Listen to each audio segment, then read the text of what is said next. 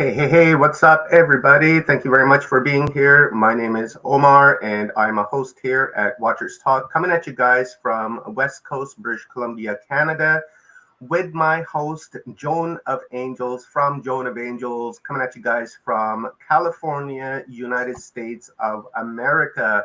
This has been a phenomenal week. We've learned just so much this week, and I'm so happy that I decided to put this together. And with the help of my friends, it's been an incredible week. Dr. Joan helped with a couple talks here, and Liane Curtis, thank you very much also for being here in the beginning of the week. So, how did we start, guys? We started off with Frank Jacob, and then we went to Michael Feely, and then after Michael Feely, we went to Brad Olson, and then after Brad Olson, we went to Agi Nos.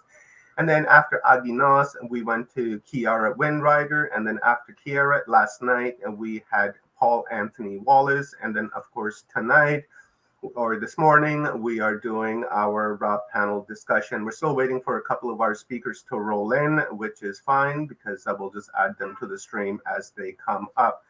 Hey, Dr. Joan, what an incredible week this has been. I learned so much. And I know timelines is like one of your favorite topics to discuss, and it turns out it's mine as well because it's just so fascinating and it's so confusing as well because number one, we don't really understand time as to what time is, and we don't have a full grasp on it. So we're trying to understand what these time machines are and what the looking glass is, what the chronovisor is, and it's just a yellow cube. It just goes on and on, and we opened up a lot of rabbit holes here this week to dive down under.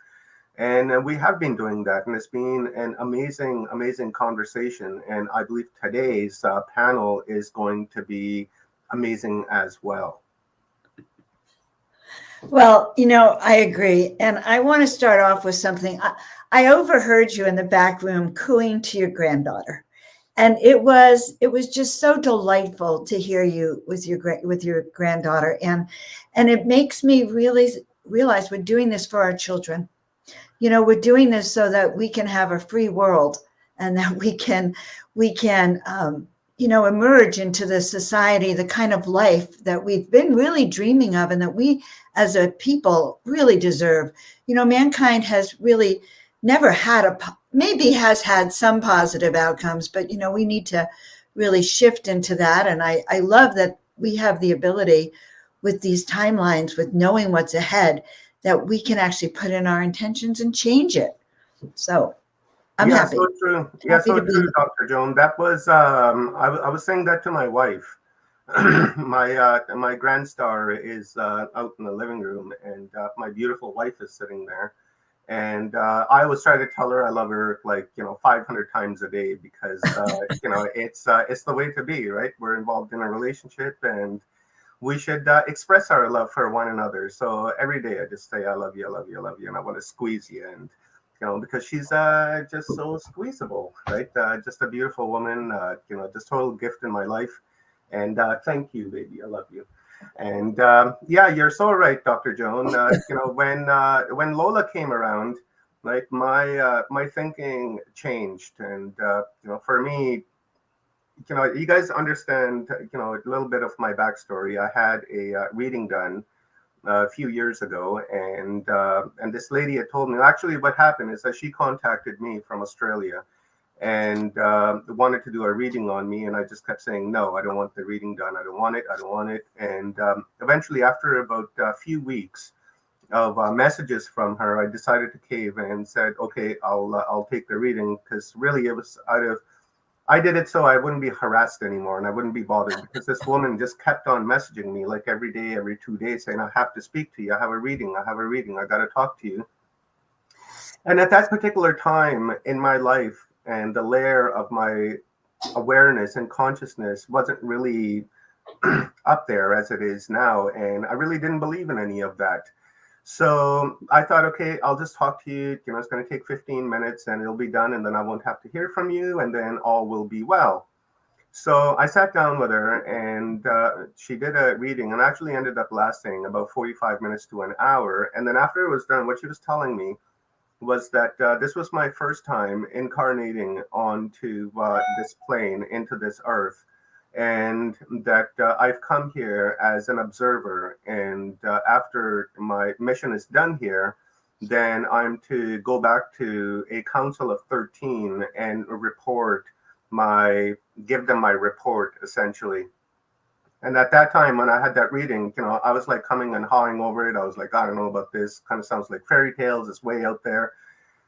And so we fast forward a few years, and my level of awareness increased, my consciousness increased, and I began to understand and the world around me. And then I kept going back to that lady, what she was saying.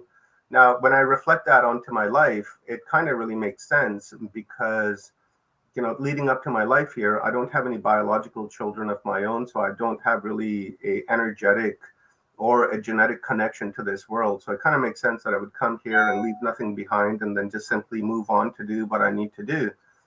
And now that I've become a grandparent, and when Lola was born, I was thinking about that. I was like, I don't have any genetic ties on this planet, and then once I leave here, chances are I'm probably not going to come back because of what I heard. So what can I do? And what can I do to make life better for Lola and for the sixth root race and the indigo children that are coming into this world?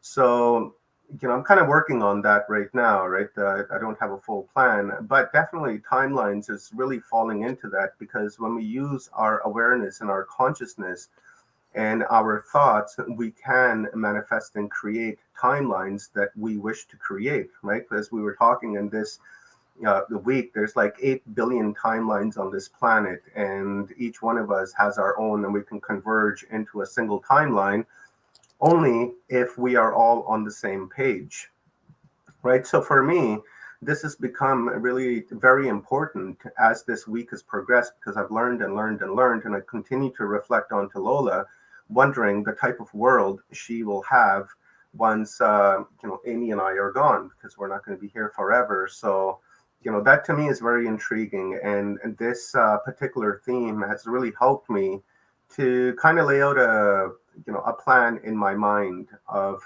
what to do and how I can go about doing it. So yeah, that's kind of my backstory as to how I'm resonating with this timeline, and what I intend to do with my thoughts and my consciousness in the coming future. I love that. And I'm going to be starting a new show, Awake, Aware, Ascend. And I realized, with Joan of Angels, and I realized, oh my God, this is, the first topic I want to start with, because this concept of we can shift our personal timelines that will positively impact, or negatively if we don't, but that impacts everyone else. So what we do here can have an impact on everyone else. So I'm excited. I think we should bring on our guest. And I was also excited to hear that the talks were not all technical, not all about, the technology. I was so afraid it was all going to be about the science of the looking glass. And I was terrified. I thought, oh my God, how am I going to deal with this? I just don't want to put on my science brain, which Yeah, I do have, by the way. But so I'm really happy that we're really focusing on really personal responsibility as we look at this. yeah, really, that's so true, Dr. Joan, because earlier in the week when we brought our first guest on, Frank Jacob, he had mentioned the very same thing, and he said when he came across this, he decided to lead the conversation into the consciousness aspect of it, instead of the technical woo-woos and science and Einstein and all that, because that's not my cup of tea. I would have been lost. But talk consciousness, I'm there, right? I'm there all day long. So all is well with me there. But yeah, you're right. I'm so glad that we didn't talk about the science. And even if we did, like we touched on the science a little bit, and that really helps raise awareness to the idea that it is technology. But when Michael Feely was talking, I resonated with that, because he was saying that we can time travel in our minds, and he has his own personal experience as to when he time traveled into the past and he solved a murder case that was open for like 100 years or so. So that was pretty amazing. And that goes to show me that we actually don't need a machine to travel across the universe or across the galaxies or across time, because one can really do it with our own mind. And, we've heard lots. Like last night, we were talking to Carno, or not talking to Carno, but we were talking to Paul Wallace. And Paul Wallace made an example of this guy, Carno, an Aboriginal elder in Australia. And he disappeared and reappeared like Buddha in front of Graham Hancock and a bunch of other people. He was standing here, he disappeared, and he reappeared at another spot further up. And, there's a lot more going on with Carno, but I thought that that was very interesting, because if he can do that as a party trick, because he calls it a party trick, so obviously he can do it at any time he wants. So if he's able to do that and move himself, from here to 20 feet away or 10 feet or a kilometer or 10 or 1,000, there's no limit as to where we can go, because if you can visualize where you want to go, poof, you can end up there. And I believe, who was it? There was another person that was talking about that here on our discussion over the week. So was that Paul Wallace too, I think? I believe it was. Paul Wallace was talking about that last night as well, where he knew a guy, and in his mind, he started to think about something, and then he appeared in another city, and he was there briefly, and then he went back, and then next time he decided that, I wonder if I can take a friend with me. And so that was quite interesting. And I think he was able to do that, or he tried and failed because there was just too much energy, something like that. But very, very interesting. And I'm going to be covering that in the documentary that we're going to be creating with about the looking glass. Okay, so Frank will be joining us here in a minute. So with that, let's bring our guests on. Let's bring on Michael Feely. Come on. There's Michael Feely. Guys, Michael Feely, you guys remember him. Excellent guy, an esoteric teacher, code breaker, and just an overall, just an amazing guy. You guys should check out his work. Very, very good. Had him on Watchers Talk many, many times over the years, and just very fascinated with his work. And my new friend, Kiara Windrider, I'm definitely going to be digging into Kiara's books and understanding what Kiara is teaching. And guys, I'll be sharing the links to all our speakers in the comments. So please visit their websites and interact with them. Buy the books that really resonate with you, because these guys have a lot of resources and a lot of help that they can give you guys. And let's bring on our brother from another mother and brother from another Mr. Brad Olson. The guy really needs no introduction, because he's a monster. The guy does like 20 shows a day and 50 conferences a month. He's well known across the world. He's a publisher. He's an author. He's a speaker. He's a code breaker himself into exopolitics, consciousness. He has the esoteric series, which we actually discussed here on this channel a number of times. So welcome, guys. There we go. And let me toss that up, because I still have it in my thing right here, guys. Beyond Esoteric. I got the yellow cube on there. And I always wondered why Brad had the yellow cube on there when I first looked at this cover of this book. And I was like, oh, well, maybe it's just highlighted around because he wants it to stand out. Me too. I thought that. Yeah, I thought that as well. And then it turns out Brad educated us and said, no, guys, that's the yellow cube that I'm talking about. So the timelines were like right there in front of our face this entire time. And we didn't know it. So thank you, Brad, for making us aware on that. And it's an excellent book, guys. Again, I'll be sharing the links to all of guys' books and websites and YouTube pages and such. And we will be joined shortly by Frank Jacob, as well as Aginos. They're kind of running a little bit behind. So thank you very much, guys, for being here with us this morning.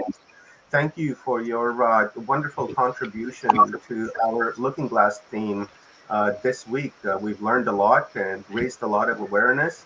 And we did exactly what we were supposed to do when the first video from the Guardians of the Looking Glass came out, they explicitly asked us to share this out and to raise awareness and let everybody know what's going on so that we're all on the same page. And you guys did that, and I thank you very much for that. So, Dr. Jones? Yes, sir. Okay. Good morning, everybody. Good morning, everyone. Good morning. I'll tell you the most exciting thing that really rocked my boat this week is really confirmation that we can alter our future by just even these discussions and so setting our intentions at this panel. I closed my eyes for a minute and I saw all of us on this huge galactic screen that must have been huge over the entire planet, like out in the universe there. And we were just like broadcasting that through, not just through our words, but through our intentions and through what we know. It's like literally making changes as we speak. And that to me is the most optimistic part of what we're doing. That really excites me to be a part of this.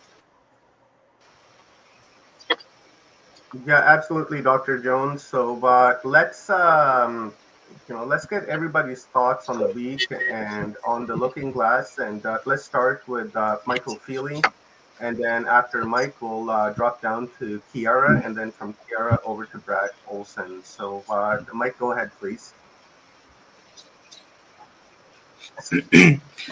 No, thank you. My overall thoughts of the week.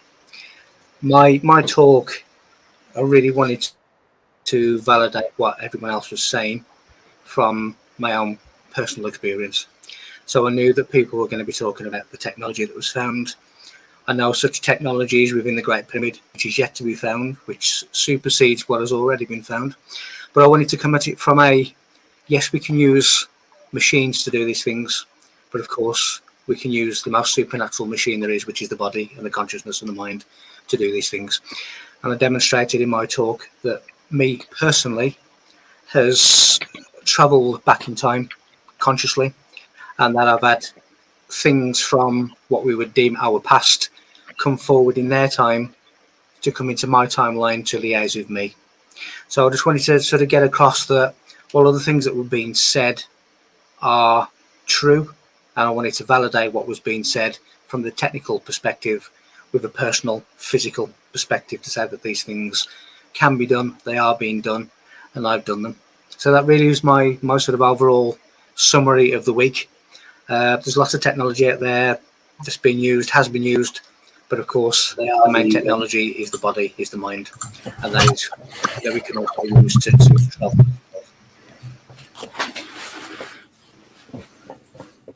Welcome, Frank Jacob.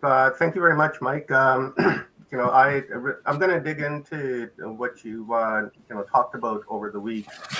I want to quickly welcome Frank to our panel. And guys, if you recall, Frank was our very first guest on this subject, and really, he's the guy that is directed us into the conversation that we are having. When he came across this, this conversation could have gone in another direction altogether. But thankfully, Frank's got a good head on his shoulders, and he decided to lead this conversation into the conscious side of things rather than fear and division. So many kudos to Frank for that. Kiara, let's hear your thoughts, sir. Yeah. Wow. Well, I've been listening to some of you guys, everybody. So I've been listening to, bits and pieces of what all of you have been sharing and just reading up on the Guardians of the Looking Glass. And I've been watching, videos from Dan Burish and Bill Wood and many others. And, this is such a huge subject. Where I'd like to begin with this is our assumption that we actually exist in time or that we exist in space. Whereas the truth is exactly the opposite. Time and space actually exist within us. And it's such a complete shift of perspective And what I've been realizing is that it's only in this dimension, and perhaps only on this planet, that we actually imagine time being linear, that it moves in a straight arrow in one direction, or that space can be measured through distance. And as we actually begin to understand and embrace other dimensions, other realities, and begin to merge that together, which in other words has to do with looking at how we are multidimensional beings, not just what we call human. We recognize that time is also multidimensional. It's you can't call it linear, you can't call it circular, you can't call it anything outside of us because we are the creators of time and the creators of space. Um, from that perspective, just being present, being fully present here and now. So the guardians of the looking glass have been talking about going into these choice points, and they talk about one that happened April 18th, which could have been a false flag that triggered something major, a world war or such, and 70 other choice points. And yes, there's a way of looking at linear time where you can change timelines by focusing on that, and if there's a collective intention to change that. On the other hand, I also very firmly feel and believe that as we come into full multidimensional presence and hold that intention for where we're going as a larger consciousness in the evolutionary plan of Gaia, we're actually changing things on a very different level. We're aligning, we're coordinating with the consciousness of this entire planet. Not just humans, but every elemental form of life, every species that exists here. And Gaia as a living being who has her own consciousness. So it's like there's an evolutionary plan. So rather than talking about timelines, because timelines can be interpreted very differently based on what dimension or what density we happen to be anchored within. I'd rather speak about an evolutionary plan and a purposeful evolutionary plan, not just random, haphazard events or DNA combinations, but a very purposeful, intentional, divine plan, which has to do with something much greater than a physical reality or a physical ability to experience this multidimensional world.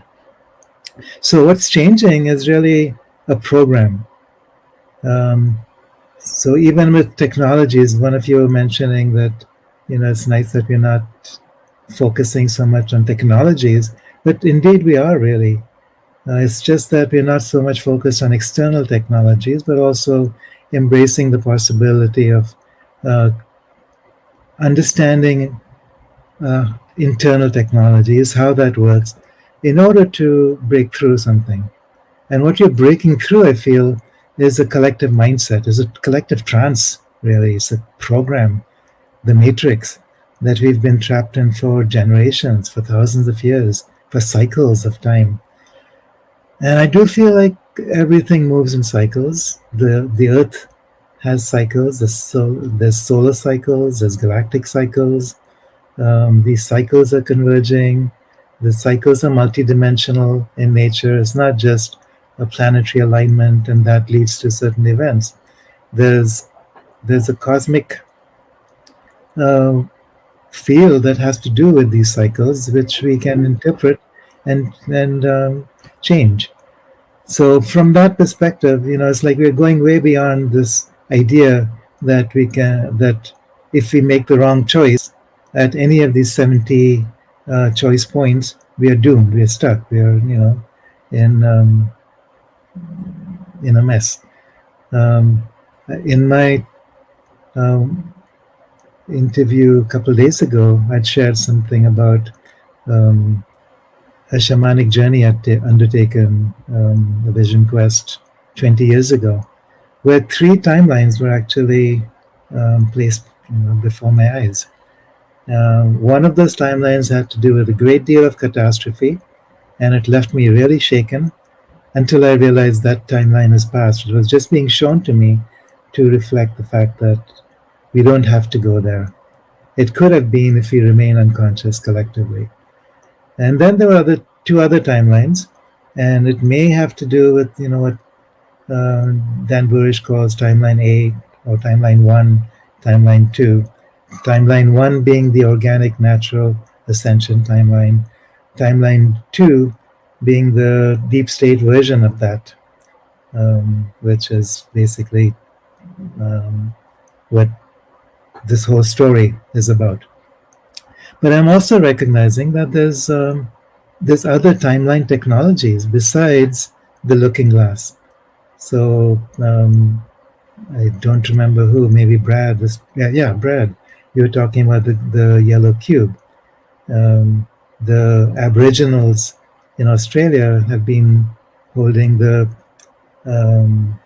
prophecy of the magic box, which is a Pleiadian technology, which actually was supposedly activated a year and a half ago, December 21st of 2021, which again, it's like all these technologies are about creating ripples in time, connecting with these oceans of consciousness.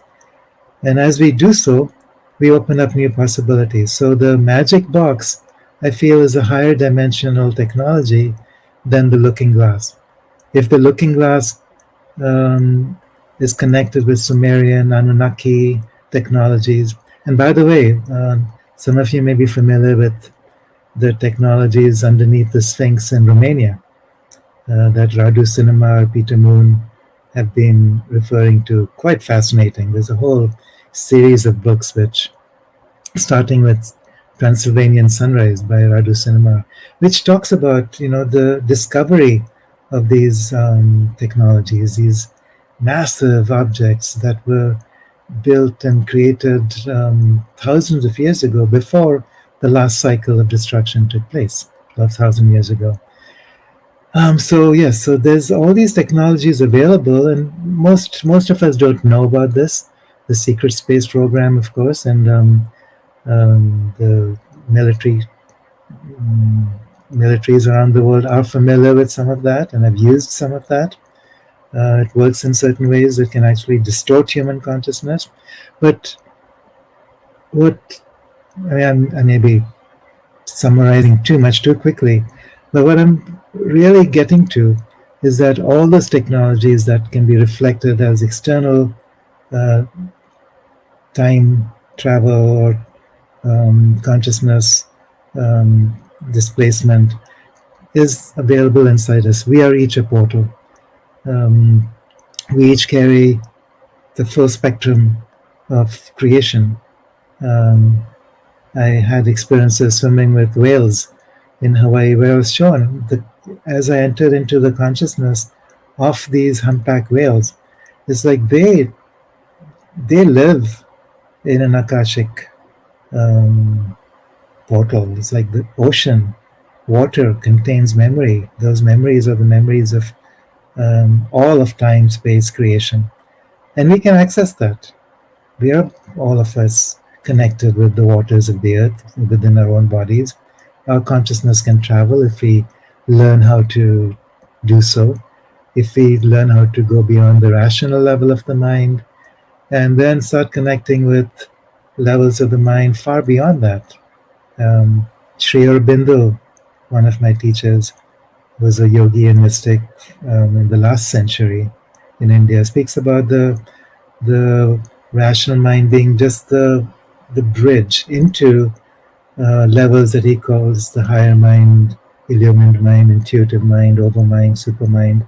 At each of these levels of mind, there's a grander range of possibilities that are available to us, not just to perceive and shape on this level, but actually to create. We become cosmically able to create new universes once we get to those levels of the mind, the cosmic mind, divine mind. And so as we learn to dance between these levels, between the outer and inner, we're also able to shape and create realities in a way that we cannot even imagine. And so I'm not in a place anymore where there's any fear that comes up for me. What if you make the wrong choice? What if there's not enough of us holding a certain vibrational field? I think that's over. We've done that. We've moved beyond that. We've connected with a stronger, higher divine vision within ourselves, within the collective field that's going to take us far beyond even the choices we understand today. The one thing about that, the Guardian information that I do feel that really resonates with me is what they're speaking about. What's the cosmic event? And I have my own ideas about what that might be, and we can maybe discuss more of that later, because I think this is something I've heard some of you talk about also, bits and pieces of it. And how do we understand what this cosmic event is, when this might take place, the sequence of things? It may not just be one event, the sequence of what happens, and how that could then shape our evolution. I think we're getting ready for some massive and very powerful changes in the way that we perceive reality. Um, this is all a part of it. So let that be a quick introduction. And I'm really curious and eager to hear all of you in different, kaleidoscope pieces that are come together. That was beautiful, Kiara. Thank you very much. We'll touch on everything that you just said. Brad, please go ahead.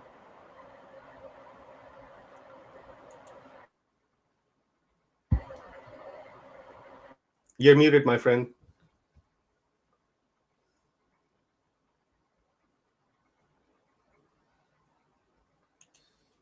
There we go. I unmuted you. Oh. And I just remuted myself. Sorry about that.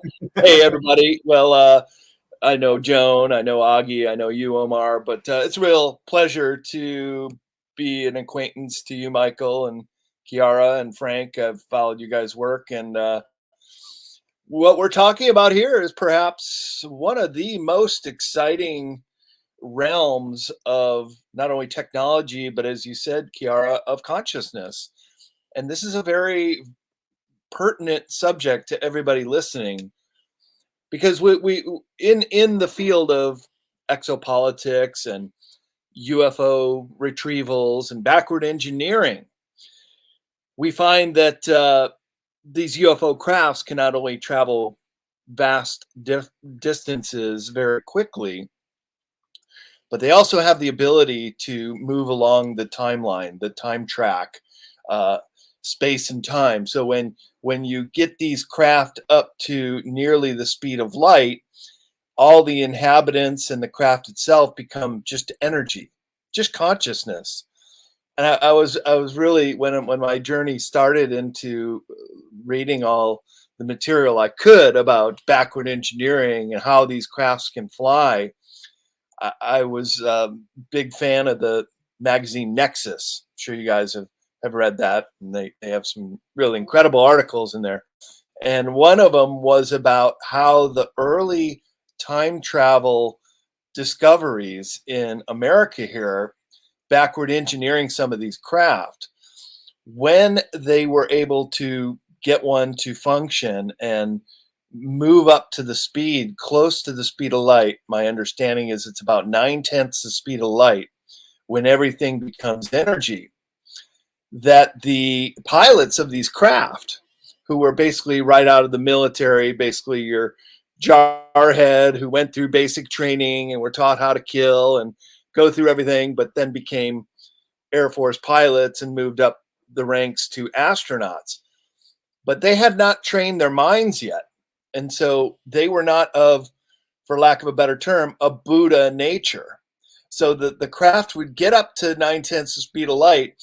They would all become energy, and then boom, right back they came. And they didn't know what was going wrong until they realized we have to train these astronauts, these pilots, to have a much bigger cosmological understanding And so this article really got me thinking about, well, perhaps we can all travel through time via astral travel, via methods that you just touched on, Kiara, in minds. But then when we can backward engineer some of this stuff and then use it in such a way that has been put forth on the people speaking on this panel in the days prior, the Stargate technology, which turns out to be quite old.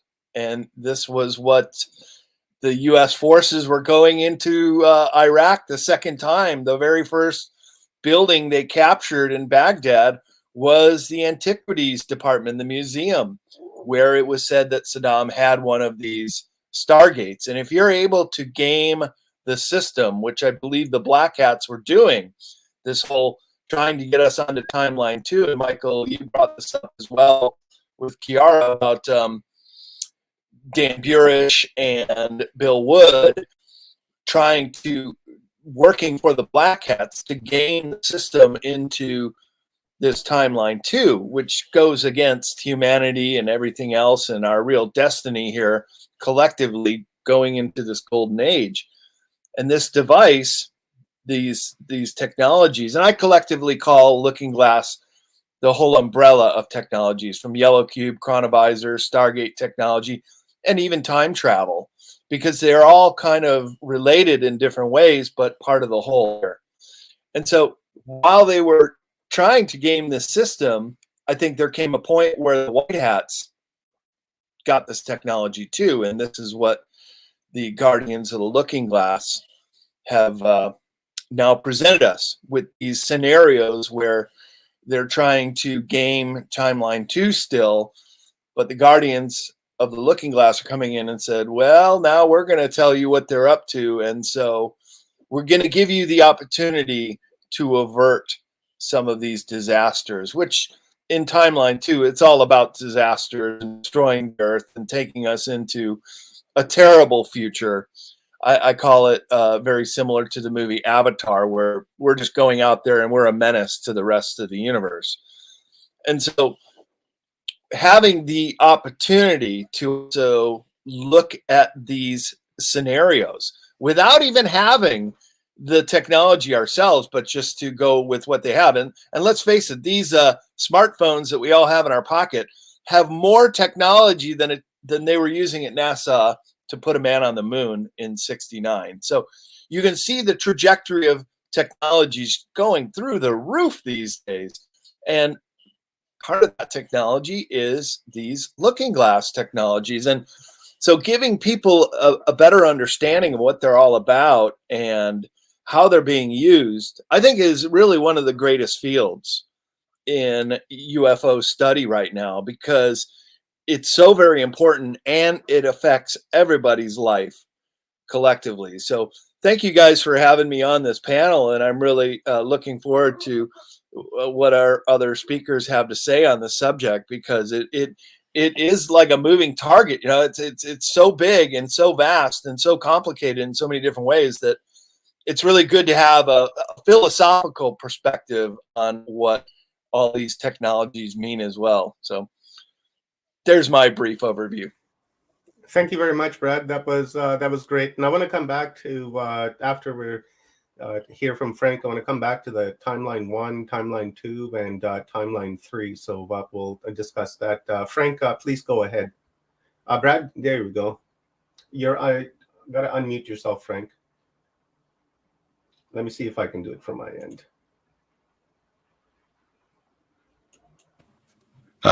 You did it. Great. I couldn't find the unmute button. Well, hello, everyone. I'm sorry I was a few minutes late. It's been kind of chaotic with the time difference, Germany, LA, and different interviews and stuff that I just totally bunged up. But anyway, here I am. And it's been interesting listening to you, Kiara, and Brad so far. From my perspective, yeah, I mean, the thing is, I didn't really know what I was getting into here. I just reported on this Guardians of the Looking Glass story because I had been familiar with the Looking Glass technology from my discussions and my research with over here in Germany and with in connection with some other people. And little did I know, when John Nolan called me up and we did that first Inspired interview, that I was going to unlock, basically explode into hundreds of thousands of people watching and taking up this discussion, which to me really means that, because this is no new subject, I think you touched on it a bit, Brad. It's been around a while, at least 10 years. I mean, the Bill Wood or Brock Broder or whatever he's, I think Brock Brader is his real name. That was around 10 years ago, and it's kind of still circulating in various forms. But there's been really no active discussion of it, in an ongoing sense in 10 years, really, which means to me that I think consciousness or civilization collectively was not in the same place 10 years ago as it is now. And we all know that in 2012, the big thing that was expected, that people expected it to be something other than what it was. And the Maya only always talked about it as in terms of being an opening of a window of events and a transition to and a time where more information is going to be coming at us from the galactic center than has been maybe ever. And that actually has begun to take place. So I think it's clear that in those last 10 years since 2012, we've gotten to a place where revisiting these subjects of the timelines and the idea, I know, what you were saying, Chiara, it's exactly true. Every one of us is kind of on our own timeline, and to kind of pin it down to two timelines almost seems ridiculous. But it really is kind of a consensus on two primary timelines that we're talking about here. One of them really is artificial, centered on artificial intelligence and artificial enhancement, let's say, of the human DNA. And the other is the fulfillment of the complete version of humans. That would be, the accessing all of the functionality that is hidden in our subconscious and our unconscious. So the appearance of a group of people that sort of provoked us into, hey, there's going to be these events, there's going to be 70 events, and I think it's scary in a lot of ways for people, but at the same time it's kind of a wake-up call, and I because most of us are really in society, we're not focused on, with the exception of those that are into UFOs and studying and consciousness and stuff, that's really a very small minority. The majority of the people out there are still deeply entwined and immersed in society and in a kind of like consumer society. And they love this AI stuff, and they've never even given it a thought about, what does it really mean philosophically? So they're kind of blindly, following, and they're being programmed because the people that are trying to, in the deep state, that are trying to manipulate the timeline in their favor toward this sort of, I call it the transhumanist timeline, because calling it one or two is a bit confusing. One person's one is another person's two. But what they're doing is they're in charge of, the media. They've got access to, commercial productions that are kind of already building the future the way they see it. And I think all of us can agree that the way we become Stargates, because it's true, we are Stargates, is to actually tune into the fact that, we need to use our vision to envision what we want. And if we're not doing that actively in terms of the kind of timeline which we think, we're going to aspire to, then we're going to be watching like shows, and in a way we're actually going to be feeding the energy. If we're not filtering that information and saying, aha, that's interesting, they're actually showing us where they want to take us. And if we're not, switching on that filter, we're going to be pulled into the sexiness and the romance and the excited, version of the timeline that they are trying to sell us. So that's why I think that for me, the most important thing for this Guardians of the Looking Glass story is that we kind of hijack the narrative away from 70 events and gruesome things that are going to take place, and focusing on the negative and fear-inducing things, which, yes, if we all focus on the fear stuff, we could manifest it. And I don't think that I ever really thought about, are we going to be now going through this for the next 8 years? Is going to become my main project? I didn't. I just kind of jumped in on it because I wanted to quickly steer the conversation in the direction of consciousness, and so it's like, this cosmic event, which is another thing I want to talk about, is it has already begun. And I just received a message from some Polish mediums through our network that just blew our minds when we read it, because it was, in a sense, it was saying that something in the last couple of months has been going on, and we've actually reached kind of a threshold, like a tipping point, where enough conscious people have begun to actually steer and focus their consciousness on directing the timeline where they want it to be, so that those who are trying to pull us in toward the more limited negative perspective are losing energy, and they're losing, voters because we're confronting them with it. We're saying, no, we're not doing that, dude. It's like, we're not going down that road. There's other potentials out there waiting for us, and we're going to start talking about those potentials, and that's going to lead us to suddenly, in large groups of people, begin to question more about what's going on in the environment and put in that filter. And so that if there really is another big, huge cosmic event coming, I think it's clear that if we can reach a state of consciousness where we're prepared and open for when such a thing comes, in whatever form it takes, that we stop ourselves at the moment we're going to go into fear and go, okay, maybe this is it. So this is the moment we have to be able to make that jump. Because, there's a guy called Charles Hapgood. I don't know if you know him, but he was around in the 60s, and he developed something called the Earth cataclysm theory. And he, he was also a CIA agent as well as being a geophysicist.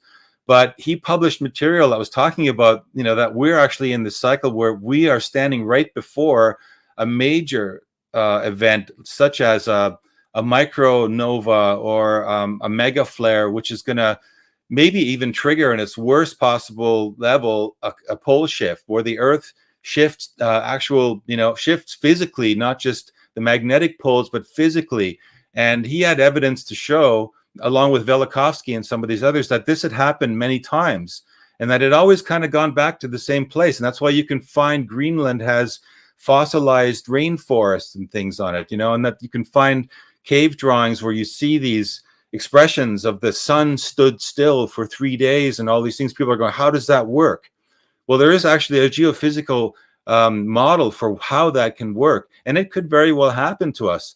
But the thing is, because we are consciousness, and it's Heisenberg, Werner Heisenberg, the father of quantum physics, says consciousness and thoughts precede matter. So, if enough of us have that critical consciousness level in our that we're experiencing, then we have the choice between making that cataclysmic event something which is going to throw us back into the Stone Age again for another cycle, or it's actually going to catapult us into that next dimensional experience. And so for me, this whole thing about the Looking Glass Guardians and the other technologies, I talked, I think, in the very beginning of with John about the chronovisor, which was something that was developed in the Vatican in the 1950s, and then there's that yellow box and the other things that Henry Deacon talked about. I mean, there are other technologies, and we need to be aware that there are people messing with those technologies, even if we don't have them.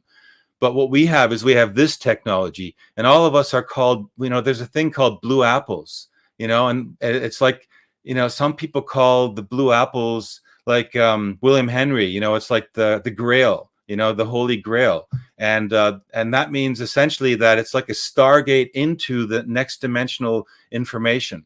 And each of us, in a sense, are the blue apples, and each of us are the Stargates. We just need to kick our butts and say, look, let's get into that state of consciousness, and let's observe this. I mean, we have to agree that the Guardians of the Looking Glass appeared on the scene. So are we going to let them just keep talking without jumping into the conversation, or worst case, let someone else take the conversation in a direction that's very dark or confusing? I think what we've done is we've successfully, hacked that conversation, and we've actually I think, pushed their game to another level. And they're even talking about it in their last video, that this has kind of happened. So I think we can congratulate all ourselves, and it's just really cool to be here with you guys all and to be talking about this. And Michael, I checked out some of your talk too. I think it's awesome, some of those experiences, you had with these, passing, these spirits passing through, and that's all evidence that, that these stargates are all around us. And I think that, we're gonna make it. We're gonna get it, because according to this message anyway that we got yesterday from this Polish mediumship, that seems to be the consensus. And that's not just from them. I actually scoped it from 3 different sources. We had the there's something called the doctrine of convergent timeline paradox, which was actually emerged out of the conversations between Dan Burrish and the J-Rods. And then there's something, of course, which talked about like some friends of ours in our circle were doing instrumental transcommunication communication dialogues with spirits, not necessarily those who incarnated in bodies, but spirits and technologies on the other side of the veil, telling them just about the same thing. And then now this, of course, with the Polish mediumship, all 3 of these things, and then adding on top of it, the Guardians of the Looking Glass scenario of the cosmic event. I think it's just, to me, it's like the fact that these scenarios keep popping up again in different areas means it's validation that there's something which is standing right before us, and we need to talk about it. We need to prepare ourselves for them. So that's my little entry to the conversation. Nice, thanks, Frank. You said so much there, and I'm going to come back to that, because you said a lot of interesting things. Let's hear from Dr. Joan of Angels. Whoa. Okay. This is so powerful. Each and every one of us, it's like blowing me away. We know that, and I think one of the things I heard from William Henry years ago was that our human body, that we can, through meditation and opening our consciousness, merge with the 14th dimensional or the celestial realms or the heavenly realms. And I've read that in several places, and I was thinking about it last night, that we have an opportunity now to wake up that celestial DNA that they've tried to keep. And does that make sense? The celestial DNA, to start to, and the more we talk about this, and Frank, what you did in hijacking the Guardian, I think this is all destined, by the way, that they drop tidbits in here for us to wake up to get excited about, and to reach that threshold and go beyond. And I think that's what we're all doing with that. And Frank, you put out that tidbit, and now we're all going, oh my God, the bigness of it. But yes, humanity's awakening. And, as you were talking, I was thinking, the crap of the last 2 years has really been the fuel that's woken everyone up. And so energetically, it was like the best thing that could have happened to consciousness on the planet, because it is waking people up. Now, I don't like the way it feels, if you know what I mean, but the end result is exactly what you're saying. And I feel like we're in exciting times because of even, the black hats, white hats, looking glass technologies, because we know about this. And yes, that solar event, I want to dive more into that, because that has the potential to awaken all of humanity and turn us into that celestial consciousness, say that higher consciousness that we're looking for. So I'm excited now. I think this panel excites me. I don't know if I felt this excited about anything for a long time, actually. And I'm not even sure why, but waking up humanity. We're doing that right now. So thank you, Omar. Yeah, thank you very much, Dr. Joan. And that's Omar. Omar. I'm just going to chant your name, Omar. I have an Om in my name, so I thought I'd make use of that. So Omar, every time you say my name, you're oming. A lot of interesting things and that were said here. And one of the things that really stuck out with me, which is Frank just said, about Charles Hapgood. I had the opportunity to interview a friend of mine, John Shaughnessy, and he has a book called Pyramid Gravity Force, and there's something about the moon. And in this discussion, a couple of months ago, we were talking about Göbekli Tepe, and he had mentioned that Göbekli Tepe is really based off of the angle of the Earth, and that in antiquity, not that long ago, the Earth was in the same position as we find Uranus in. It's kind of like on its side. And he had also mentioned that at that time, the sun would rise in the west and set in the east. And that kind of goes back to what Frank was saying, is that, the poles don't change. It's the fact that the entire Earth can flip. And as John was showing us, is that it did go onto its side at a 90-degree angle, and that it can come back and the sun can change positions. Now, I wonder if that's like part of the, like a timeline process, to where it's something like this happens every few 100,000 years, and the Earth just like resets itself. So that was quite interesting, and I feel that really could be something there, right? Just not quite sure exactly what it is, but we definitely have to do our homework on that and find out exactly what this is, because we have evidence from antiquity and also within geological records, and that the Earth has shifted many times, and that it's going to continue to do so even in the future. So let's jump over to Michael Feely, and let's hear some thoughts from him, because I know that he's got the I really love Michael's thought pattern, because he doesn't come into this with technology in mind and things like that. It's a very esoteric, going very internal, and exploring timelines like that. So I truly appreciate that, Michael. So please go ahead. No, thank you. The angle I come at is basically a mystic esoteric, and that's from particularly Egypt. So the Great Pyramid to me is the epicenter of everything on Earth, all that we take beyond Earth, to Mars, to Venus, to Saturn, to all of these different planets, the obelisks on the ocean of storms, etc.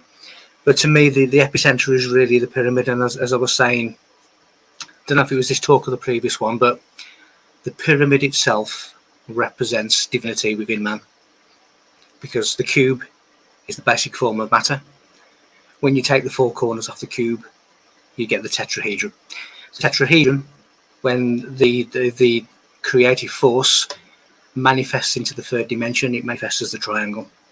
So the pyramid represents the man who has found divinity within. And those are the elongated skulls found in Peru, in Malta, Stonehenge in Russia, in Egypt. They were the sons of gods who basically had a larger brain center, and as such they were working on the divine sphere. And because they were working on the divine sphere, they were the God consciousness walking on Earth, and they're the ones who built these marvelous monuments as a legacy and a testimony to the advanced knowledge and wisdom that once reigned on the Earth. So I tend to come from a mystic angle, from a look into the evidence, not have a predetermined view. Look where the evidence takes you, and look at the mathematical coordination. Look at the longitude and latitude coordinates of the face on Mars, which tells you how to find Stonehenge. Look at the coordinates of Stonehenge, that tells you how to find Sardinia City on Mars. Look at the longitude and latitude mathematical coordinates of the Great Pyramid, which tells you how to find the five-sided pyramid and Sardinian City, and so on and so on. These cultures were the same people who spread out, spreading the same knowledge. What we have is different levels of civilization who have interpreted that knowledge, and that is why you have 4,200 religions, because you see the same information, the same crux of truth that has been spread out to many places and has been interpreted many different ways. But when you actually bring it back and defrag it back to that one centralized place, you realize that every single civilization of Earth and beyond is talking about the same thing, which is the divine inner self. And you can read 1,000 mystic books, you can read 1,000 hieroglyphs, you can read the Nazca lines, you can read all of these things, but the one thing that connects them all is the divine self and the knowledge of the self, because we are creators. We were once the unity that created everything, but we separated from unity to spiritualize matter in order for that spirit to expand itself. Now, once that spirit has expanded itself and we have spiritualized matter, it will go back to unity. The only way that a unity can see itself and recognize itself is by creating matter, which is the negative side of the creative force, which is what religions call Satan, which is the law of matter. So you have God, which is the law of spirit. You have Satan, which is the law of matter. Matter is the material world. That is why when people say, and I don't know why they're saying it, but they say that we live in a satanic world, that's because Satan is the lord of matter, and we live in a world of matter, which is lust, which is power, which is money. That is the law of Satan. That is the law of matter. Now, when people only identify with their physical vessel, they crucify themselves on the cross. That is what the cross signifies. We become the criminal that watches the divine one crucified. That is the three crosses of Calvary. So when you start looking at religious characters and you start looking at Egyptian gods, and you find that the true Bible, the original Bible, is the Giza Plateau. Everything that you find in the Bible is written within the Great Pyramid. You have the Ark of the Covenant, which is the sarcophagus. You have Noah's Ark, which is the Great Pyramid. You have Christ encrypted within the Great Pyramid mathematics, and so on and so on. You have the New Jerusalem encrypted within the dimensions of the Sphinx of Egypt. So the Bible is the Giza Plateau. So if you want to understand the Bible, you have to understand Egypt. Now, I've dated with Egyptian star codes, which were taken by the Hebrew mystics to formulate the Hebrew calendar, which were then hidden within the Dead Sea Scrolls, which I've located at Roslin Chapel in Scotland. When I've looked at these Egyptian star codes, it tells you the date of the Great Pyramid of 73,440 years of age. It is far older than the mainstream is telling us. Egypt is far older than the mainstream are telling us. It has a legacy and a silent witness to the advanced knowledge that once existed. Now, when you go inside the Great Pyramid, and a lot of these chambers, you cannot see the doorways with the eye. When you use certain words at certain times in a certain tone, doors that you cannot see open. There's one of them in the Temple of the Sphinx.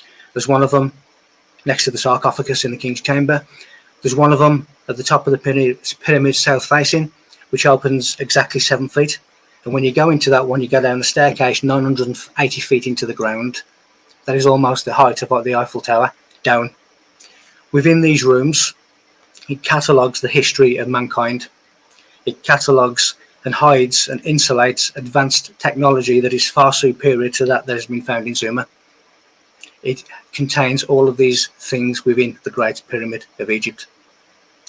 So there's a lot to be discovered, but when you look at the mystic world, when you look at whatever the mystics of every single civilization is telling you, you will find that it is the same mystics who have spread out and have taken the same knowledge with them. It's just been interpreted in many hundreds of different ways. And that is why you have Islam, that is why you have Christianity, that's why you have Judaism, but they're all worshipping the same gods who are metaphors. The biblical characters are metaphors. They are metaphors for our own potential, but they've been cleverly written in parables, in scriptures, which are scripts. Christ, Mary Magdalene, Mary and Joseph. Osiris is Christ, if you want to take it back to Egypt. When Christ says, "Eat my body as bread," it's talking about the grain that grows from the mummy of Osiris, the breaking of the bread ceremony when he says, "Eat my body as this bread." When you look at all of the biblical characters, they are regurgitations of Egyptian gods who themselves are metaphors for the advanced divine self. So that is what your pyramid represents. So that is my take on the ancient world. It is not individual civilizations. It is the same knowledge, the same advanced knowledge spread out to different civilizations and interpreted in a different way. But nevertheless, the crux and the pinnacle, the center monad of all the ancient world is the divine self. Know thyself and you will know God. That is what they're telling us. Mike, that is very interesting, because when we look back into literature and into antiquity, we discover that Pharaoh Onus was able to use a Stargate to travel to the Orion star system. Don't know exactly which star he went to, but he was able to go there and come back. And not only once, but numerous times he did this. So it makes me wonder if, the pyramids are, we understand that they're multi-use, but I wonder if there's like a time travel or like a Stargate type of operation involved within the pyramids, and that our ancestors in antiquity were using this technology to traverse space and travel around and gain awareness and consciousness from other civilizations in the cosmos. Yeah, they absolutely were. And I had an Egyptian pharaoh visit me in 2017, which was my time, Mhm. obviously not his. So when you look at the Egyptian word for star, it's SBA, which means gateway. So yes, when you look at all of these ancient monuments, they are portal creating machines as well. Now in 1971, in August 1971, at the centre of Stonehenge, there were 5 men who had pitched tents and they had a campfire. In the centre of Stonehenge, a police officer and a farmer was approaching them. They saw a flash of light and the 5 men disappeared. The tents were still there and the fire was still burning. The 5 men had never been seen again. They are portals. Wow. And I have been shown that they were dematerializing and using certain frequencies. And how I would describe it is, if you can imagine that you're standing in an apartment and you press on the button and the elevator comes and the elevator opens and there's a few people in there saying, "Sorry, mate, I'm on the wrong floor," and the door closes and they disappear. Their elevator was frequency, and I've seen how they were manifesting and dematerializing by a change of frequency, and that was shown to me. I woke up one morning recently, and there was a star system floating in my room, a miniature star system floating in my room, and I was looking at star system to try and locate what this star system was, and I was told that it's not been discovered yet, so I stopped looking. And basically, what is happening is that we're having advanced knowledge and advanced vibration and frequency being sent from other star systems towards Earth, and this constellation that I saw was one of them. But I don't know where it was because it's not been discovered by man yet. But it was floating in miniature form in my bedroom. So yes, the Egyptians, the all of these different ancient cultures were teleporting. They were using basically liquid light, volcanic liquid light, that was able to transport them. This is how some UFOs are flown. They are directed and flown by the consciousness, by the thought patterns of the pilots, and they use liquid light. Now, when you look at the very, very sort of the bells of the Great Pyramid, it has these plates of inscription, and these plates of inscription tell you how these UFOs fly, and one of them is by liquid light. And all of this technology is within, waiting for us to discover. But as I say, when they send in these ultrasound and ultrasonic machines to find these chambers, they will not access them because you have to activate and open the doors with voice activation. It's almost like Star Trek. There's technology in there that is switched on and off by a movement of the hand. There's stuff in there that is anti-gravity. There's things in there which is teleportation machines. It is there hidden and isolated so it didn't fall into the wrong hands.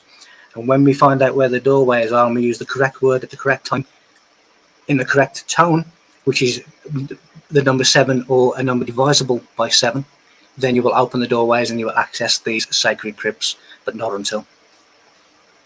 I find that very fascinating because I did a talk with Ildi Budai about 2 weeks ago about the new sites that are opened up in Egypt that are not available to the general public. And she took us down the shaft in the Great Pyramid.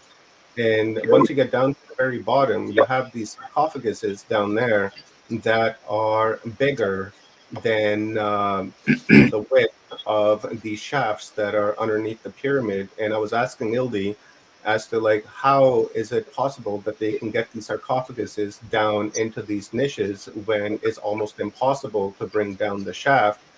So with this looking glass and this whole pyramidal technology, I'm beginning to think that they actually transported it like Star Trek, and right down to the bottom and kind of just left it there. And that really makes a lot more sense to me. And I actually mentioned that to Ildi. I said, when you X out all the explanations and the only one that's left is the most bizarre sounding, that must be true. And teleportation of these sarcophaguses being placed down there, it really does hold some water, in my opinion anyways, because if you have a shaft to the entrance of only like 3 feet, but you have a sarcophagus that's like 6 feet, it makes you wonder on how that is even possible. And teleportation is really the only option that's left, right? There might be something else there, but I don't know. There's a I'm few, having a deja vu right now, like, oh my God, this is crazy. there's a few other options which I'll go into, but really, they've left a clue as to how they were built in the word. So when you look at the word stone, it means father and son. Son means to build, but also means sonic resonance. So it was built by sound. Now, what they were able to do with their technologies, which was basically the ancient Egyptians didn't use Hebrew slaves, they used the forces of nature to their advantage. And what they were able to do, for argument's sake, you can get a cube of stone, you can map out the dimensions that you want, and then they're able to dematerialize everything beyond what they didn't want. So for argument's sake, if they wish to create a pyramid, they could bring a stone cube, cut out the dimensions of the pyramid, and dematerialize everything that wasn't relevant to the design that they wished for. Now, when you start looking at how did they put sarcophaguses in giant rooms, then that they were building them round, because pyramids were not for burials of pharaohs. They when they talk about Zoe West starts to talk about the Great Pyramid was for the burial of the pharaoh. Technically, is correct, but they're only giving you half the story, because they're not telling you what pharaoh is, which means great house. The great house relates to the mind, so it is the great mind. My father's house has many rooms. When you start looking at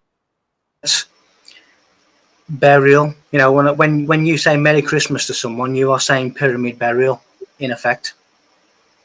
And when you say a burial of someone's head over the Great Pyramid, it marks the endocrine system of the human consciousness, as I've discussed before. It marks the king's chamber is the pineal gland, the queen's chamber is the pituitary gland, the tower is the jet pillar of Osiris, which is the highway, Jacob's ladder, the spine that takes you to Golgotha, the place of skull, which is where you get enlightened. That is what it is telling you. So all of these different things, stone, father and son, they are telling you how they were built, and they were telling you how they built them. Every single stone of the Great Pyramid has an inscription on it. That inscription tells you who the builder is, their history, and astronomical, mathematical, and natural law knowledge.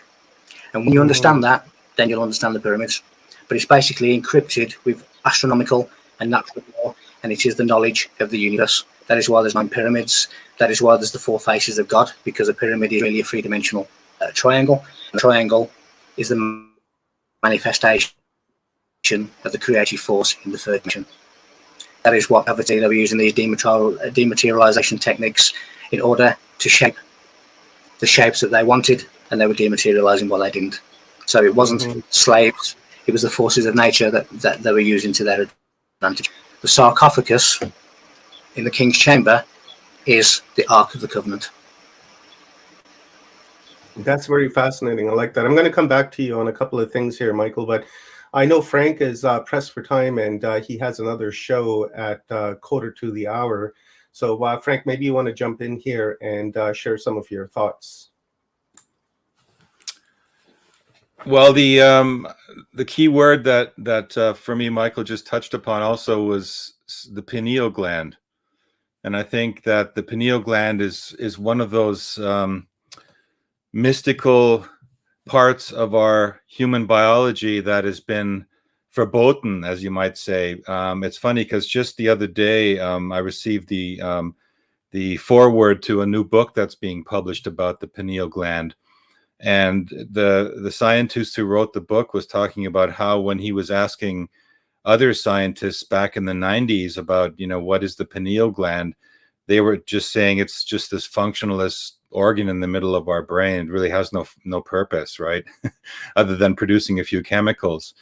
But it's clear that the pineal gland is something which, in producing these chemicals produces altered states, but it actually responds very, very much to the external environment. And I think I talked about that on our first on our private session about how the 8 hertz frequency of the Schumann resonance is tying right into the functionality of the pineal gland, and that it connects to the Schumann resonances, which in a sense is giving us this connection to this repository of stored knowledge and information, which has been embedded by us collectively as humanity since we've been around. And that's why none of us start from zero. We actually start, from kind of with a base knowledge that's been imparted to us through this pineal gland. And what's happening with the cosmic radiation coming out of the center of the galaxy right now, which is, in a place where we're now being affected and directly hit by waves, particles, frequencies that maybe have never happened before, and which is maybe what the Hunab Ku was about, what the Maya was talking about. And this, one of the predominant frequencies that's coming is this 150 megahertz range. And that's a very fantastic and interesting frequency because this particular scientist actually invented a few devices, 20, 30 years ago that when you put that frequency near, the brain, you actually stimulate experiences where people have recollection of what led them. In some cases, they had recollections of why, if they had an illness, why they had the illness. They saw the cause of it. Another man that was infamous for his work with that frequency is Michael Persinger. Dr. Michael Persinger was a neuroscientist who was a professor at the University of Sudbury, Ontario, and he developed something called the God helmet, which I think maybe some of you have heard about. And that was essentially doing the same thing. It was putting he just took a hockey helmet, I think, and he attached these electrodes and made very weak field stimulations in certain parts of the brain. And he was able to induce out-of-body experiences from the people that were involved in his study, so that they were seeing people in the room. In some cases, they were hearing voices. So it was clues as to, what is, what can we expect actually? Because, a lot of us are asking the question of like, well, if we're supposed to move into the 5th dimension, how's that supposed to work? Well, there's actually, we've got mechanisms built into our bodies that are the receptors and projectors of these phenomenon, which are completely untapped, and which are basically, in a sense, even, going back to the scientist, he actually found that he decided to put together a cross discipline study about like where they had chemists, biologists, physicists working on this pineal gland problem, and they were looking for funding, and the board, and this was in Germany, was going to make a decision based on whether to give them the funding for the project if at least out of the 35, if at least 10 people could verify the findings that there was something to this. Well, what happened was that all 35 actually could verify it. And then the person who was in charge of the funding promptly got up and basically canceled the meeting. The funding never came through. And he realized at that point there was a lot more going on here to it than just, not receiving funding, that there seems to be a deliberate, blocking of the information in the case of the pineal gland and the research into the pineal gland, which looks like an acorn.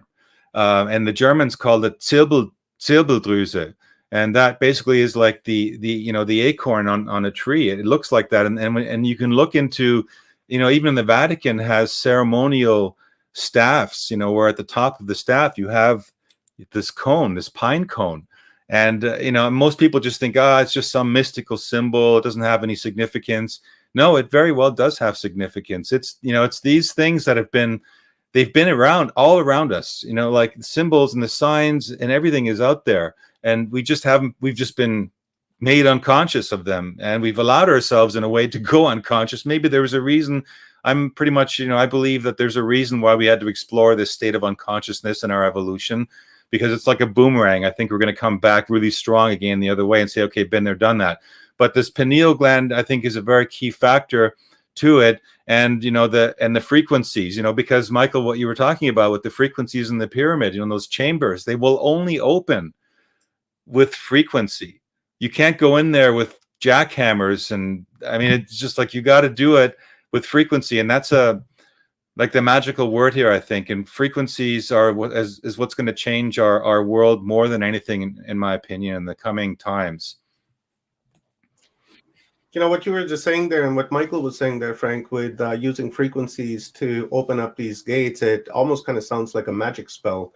If we want to, take it to that level where you utter some words, and with that frequency from our throat chakra, that it actually opens up these gates. And, we don't want to believe that something like that happens, when in reality, things like that do exist and are happening, but our programming tells us that that's impossible, that our voice doesn't have the power to do things like that, which is completely false. So let's go ahead, Frank.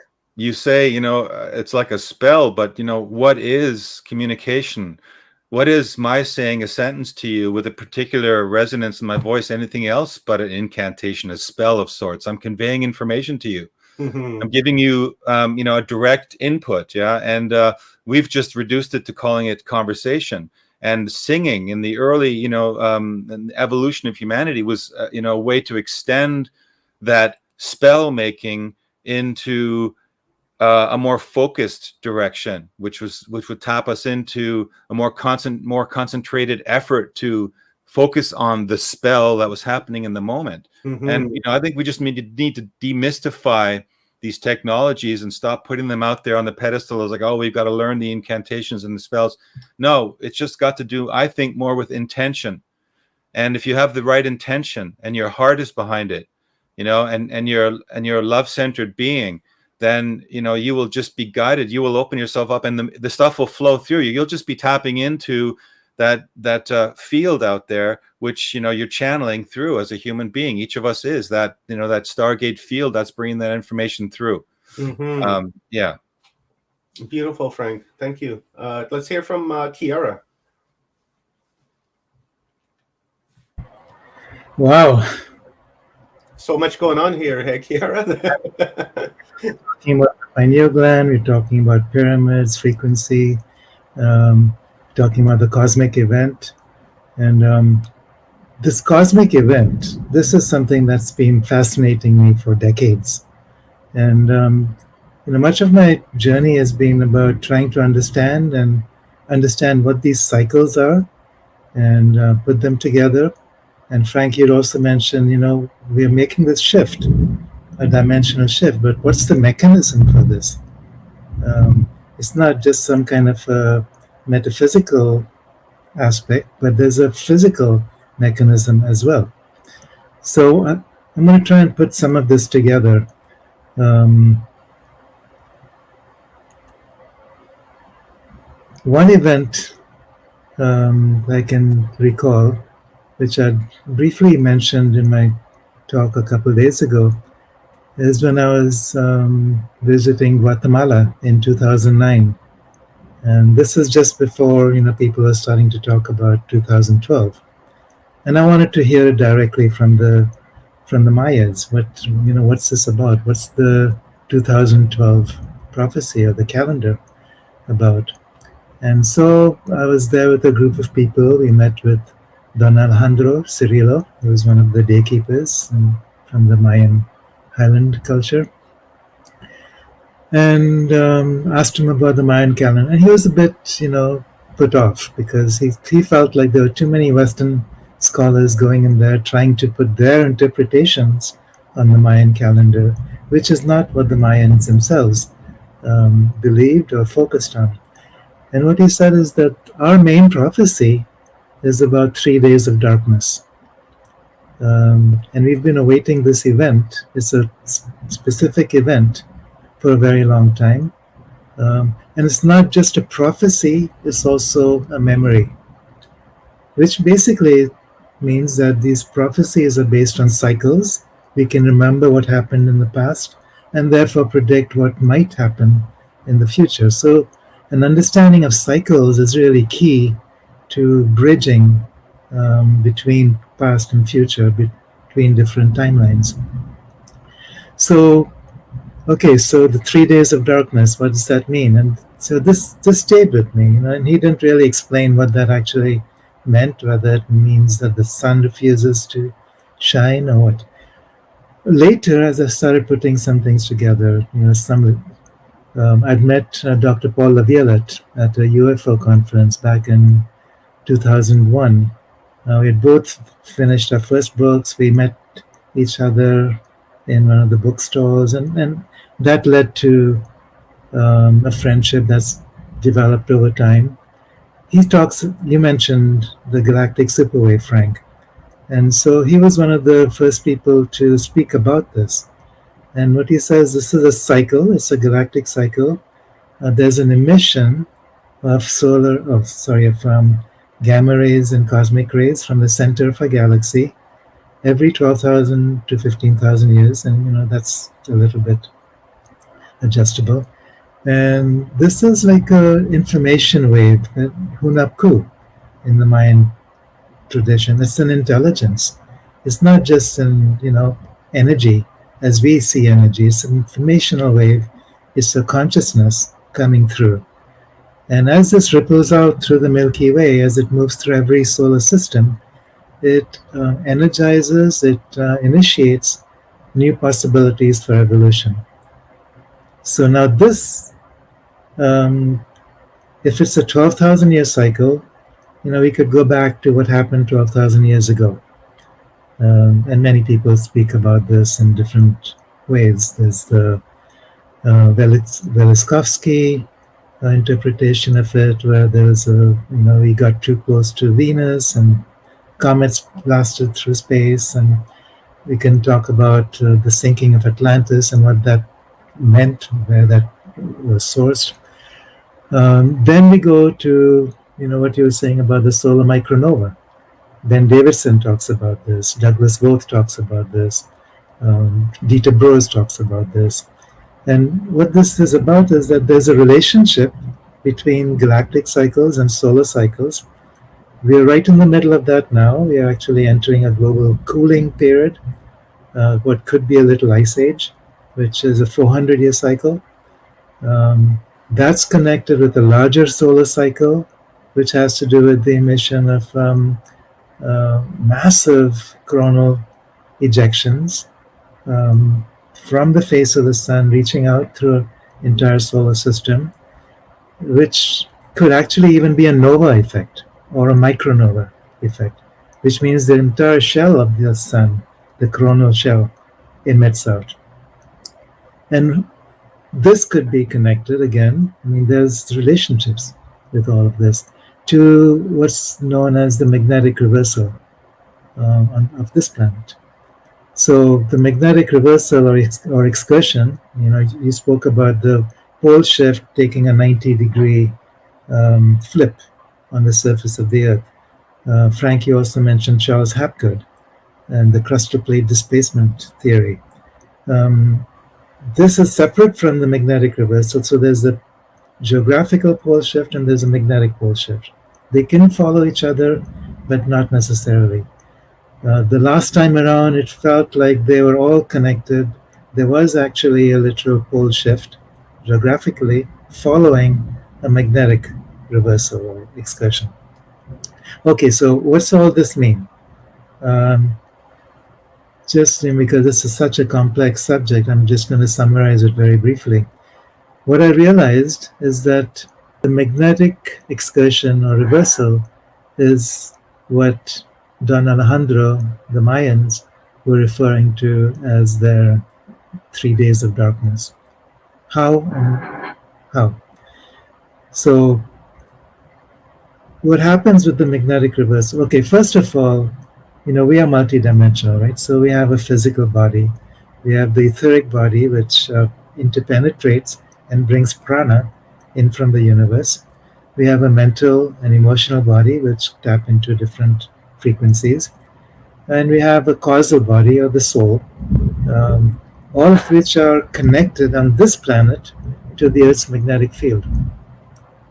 What's happening with the Earth's magnetic field right now is that it's diminishing exponentially, and the axis is shifting as well. So it could be a year or two, it could be a decade or more, but there will be a time, according to a number of scientists, where the magnetic polarity of the Earth flips or moves 90 degrees. So what's polar today becomes an equatorial axis. Now the interesting part of this, if this is connected somehow to the 3 days of darkness, what does the 3 days of darkness mean? Is it literal? Is it metaphorical? Or is it biological? And my sense is now that this is biological. What happens is that in the magnetic reversal, since each of these 5 bodies is linked to the magnetic field of the Earth, in the absence of this magnetic field, so when the reversal takes place, there's a moment of time, and the last phase of this reversal is very, very quick. It could be a matter of hours or days. So there's a 3 days, literal 3 days of darkness. And during this time, there's a disconnection between the 5 bodies. And what happens at that point is really interesting. First, well, there's a couple things that happen. One is that our identity, our human identity, is no longer anchored in the body we experience today. Because our identity today is based on a human personality. And human personality is based on the linking up between the mental, emotional, etheric, and physical bodies, sometimes also the causal body or the soul. But when these are disconnected from each other, what happens? Now, this is also related to a phenomenon that medical doctors have been describing. What happens when a person dies? So, those who are interested in sacred geometry, we have this sacred geometry centered in the heart, which moves out through all these 5 bodies. That's the Ka field from the Egyptian tradition as well. And this, when the heart stops, which means when the physical body dies, it activates the pineal gland. So there's DMT that's activated within the pineal gland. And in that moment, the doorways between the worlds open, and the soul, whatever part of the soul is anchored in the physical, emotional body, is free to leave. Astral travel is the same, except that the silver cord stays connected. So imagine now, so this is what would take place if one person physically dies, DMT is activated, and the soul has a passage through which it can leave. Now imagine what happens when the magnetic field of the Earth collapses for those 3 days of time. It's a collective event.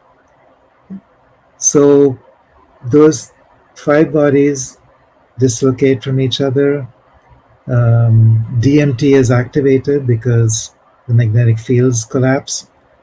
So it's almost like every single person on this planet simultaneously taking ayahuasca, releasing that DMT. It's a psychedelic experience. Passages, doorways, portals between the worlds open up instantly.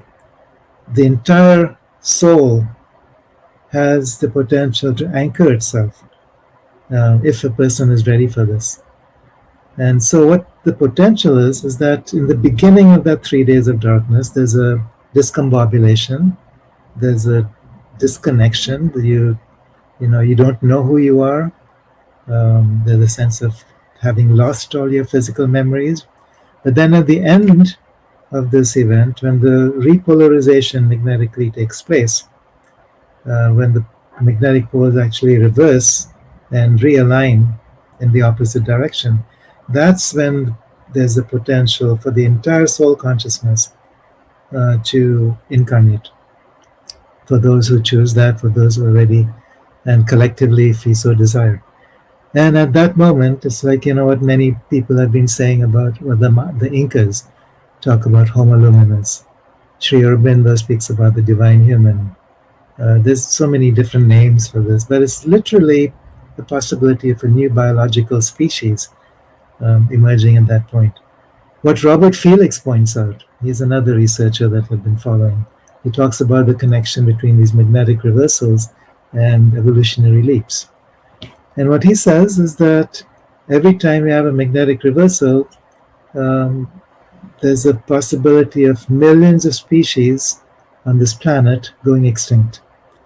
Because sometimes it could also be followed by a crustal plate displacement, where the physical pole shift takes place. Not always. And this is a much smaller cycle than what many people are aware of. So I've heard geologists talk about 780,000 year magnetic reversals, but now we're talking about a much smaller cycle, 12,000 years, which, because it happens so repeatedly, it doesn't leave such a mark in the stratospheric levels of the Earth. So anyway, that's another. So with this, so back to Robert Felix, the relationship between magnetic reversals and evolutionary leaps. So millions of species die off, and then within a generation, millions of new species emerge. How does that happen? Now, all of this is in a very, very short time. We're not talking about thousands and millions of years in the natural course of evolution. We're talking about, the difference between a catastrophic worldview and a linear worldview. So with this magnetic reversal, we have the potential for this massive quantum shift where millions of new species emerge, and within existing species, new biological and DNA possibilities become latent. So all of that is dependent on how we can capture this information within our internal field. So if you're talking about the galactic superwave as an informational field, as a new possibility, in fact, Paul Laviolette says that there was no such thing as a Big Bang. The Big Bang is each moment. These informational waves entering from the center of the galaxy is the key to new evolution. So the yugas in the Indian tradition, the yogic tradition, the movement from the Kali Yuga, Satya Yuga, back to Kali Yuga, ages of darkness and light following each other, is the same thing. We are making this quantum shift from an old age to a new age. And this has to do with the 3 days of darkness, this magnetic reversal, and an intention from the center of the galaxy, which we could refer to as a divine force, an evolutionary force, which Gaia receives as living consciousness, the entire solar system receives, and we as aspects of Gaia can then work with. So here we are, activating DMT collectively, opening up doorways. Doorways are timelines, doorways are portals. There's no limits to what kind of timelines we wish to create. So far, the focus, for this whole Guardians of the Looking Glass and similar discussions has been on existing timelines, changing and going into the future, into the past, creating from what we know. But here we're talking about going beyond anything that we can even imagine. There's an evolutionary wave coming in that, from the mind of God, that has not yet been put into motion. And that's the potential now that I feel with this shift. It's not going back into the past. It's not replaying old events, which could be catastrophic. The same event, the same galactic wave, the same micronova, the same magnetic reversal could lead to catastrophe if we are in a third dimensional space with it. But having gone through the 3 days of darkness, if we have managed to anchor our soul consciousness collectively, could could equally lead to a massive evolutionary leap in ways that we can't imagine with not with this level of the mind. So this is what excites me, beyond. Hey, I'm going to just jump in there, Kiara. Yeah. I just love what you said. It's just awesome, and it's totally exactly. I'm 100% on board with it, and I made a film with Dieter Breurs, as you may know, and we talked about a lot of that, and I know Paul Laviolette, and I think really it's great that you took it in that direction, and I think that's where we are definitely headed. And that's actually what the Guardians of the Looking Glass talked about in terms of the 2030 event comes and then this happens. I think that's what they're getting at. It's beautiful how you described it. It's really wonderful that you gave it a definition. I'm going to have to, unfortunately, leave you guys now in about a minute. I wanted to read one thing. I think it's kind of inspiring before I go. It is the destiny of more and more souls to eventually choose the timeline of more love and less pain, more beauty and less violence, more oneness and less chaos, and more enchantment and less crises. But to actualize this higher evolutionary path, we must not be the ones that somehow escape the problems in the world, but be the ones that found a way to consciously solve and resolve them. And I think that's what we're doing here, and that's what this panel was all about. Omar, amazing that you did this all week. Incredible dedication. Thanks for bringing me into it. I'm glad I had a chance to say my piece. And I wish I could meet you guys all in person sometime. And so anyway, it's been a pleasure, and I wish you all the rest of the good night. I've got to run. Unfortunately, I booked something earlier, and it's in 5 minutes. So. Yeah. Thank you, Frank. I totally appreciate your contribution to this week, and I totally appreciate you, brother. So thank you very much. Appreciate you too. Thank you so much, Frank. Brilliant. Joanna, Michael, Kiara, Brad, it's been a pleasure. Take care. Bye, Frank. Yeah. So one more thing I'd like to say with all of this, so we're talking about this event, the cosmic event. In the Guardians scenario, they refer to the year 2030 as the timing of this event, which could be. There's another website or YouTube channel that I follow, Adapt 2030. Some of you may know David Dubine, who's the director of that. I don't necessarily see this as one single event. So when you're talking about all these different aspects of this, the galactic superwave, the solar micronova, the magnetic reversal, the geographical pole shift, and cosmic waves that are entering the Earth's atmosphere even right now. Peter Donov talks about the cosmic electricity. I think it could be a sequence of events. The first part of this sequence could actually start sooner than we think. There's I don't remember the name of the person. There's a YouTube channel, Maverick Star Reloaded, and this guy has an observatory where he's been actually mapping some of these solar events, some magnetic events on the Earth, and he thinks that once the magnetic axis moves to a certain geographical latitude, that will start moving things very rapidly. It really accelerates things, and that latitude is 40 degrees, and 40 degrees north for the north axis. And according to his calculations, we'll actually be hitting that point around April or May of next year. And if that happens, that could be the trigger for the last phase of the magnetic reversal, which is the 3 days of darkness. So who knows? I mean, then there's other indications that it could be 2030. Douglas Worth talks about 2048. Um, there's other people who, and it could be guesswork, or it could be that it hasn't really been locked in yet, because it's the collective consciousness that decides, in conjunction with the consciousness of Gaia, Hunapku, the divine creator.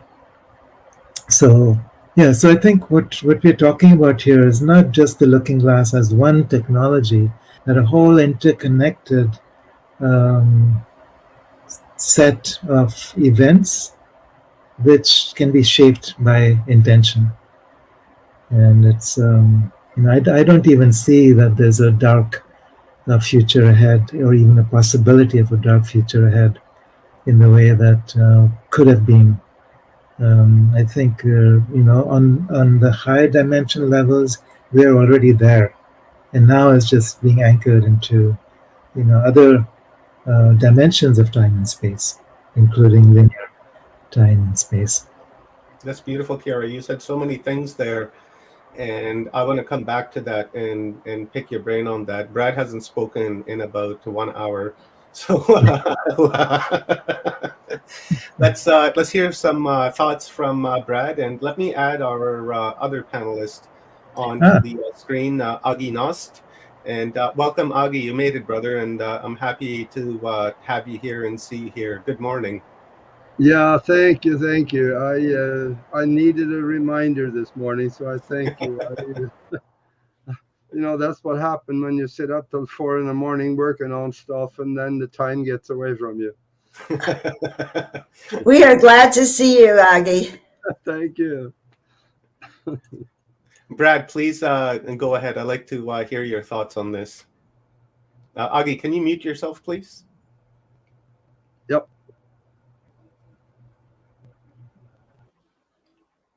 Oh, did Brad freeze on us?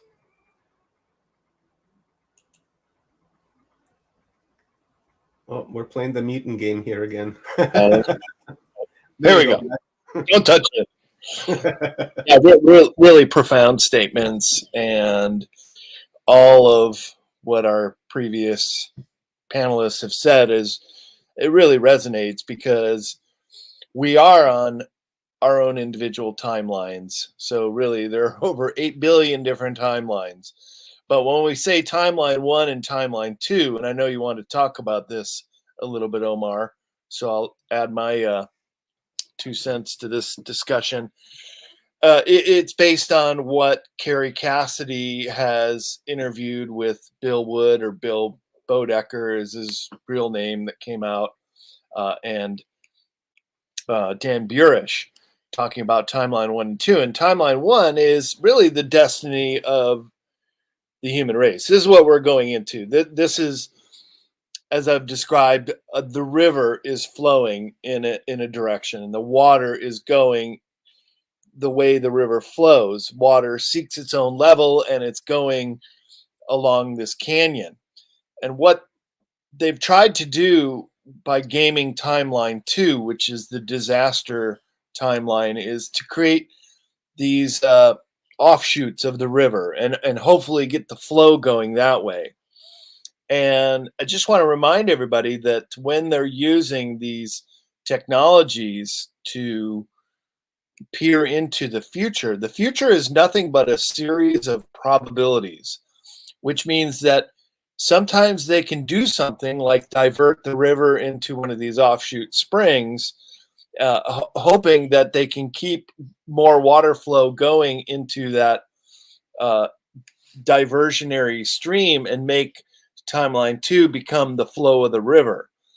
But it's not quite that easy. And so Bill Wood's testimonies have been along the lines of saying, well, we would try certain things, we would get certain results, but it wouldn't always go out that way, because the future is nothing but a series of probabilities. So they're trying to game the system into this timeline 2 scenario, I think mainly to protect their own hides, because once they knew that the larger majority of people could understand that they have been gaming the system to their advantage, as well as into this other disastrous timeline, that we'd be quite upset, and very reasonably so.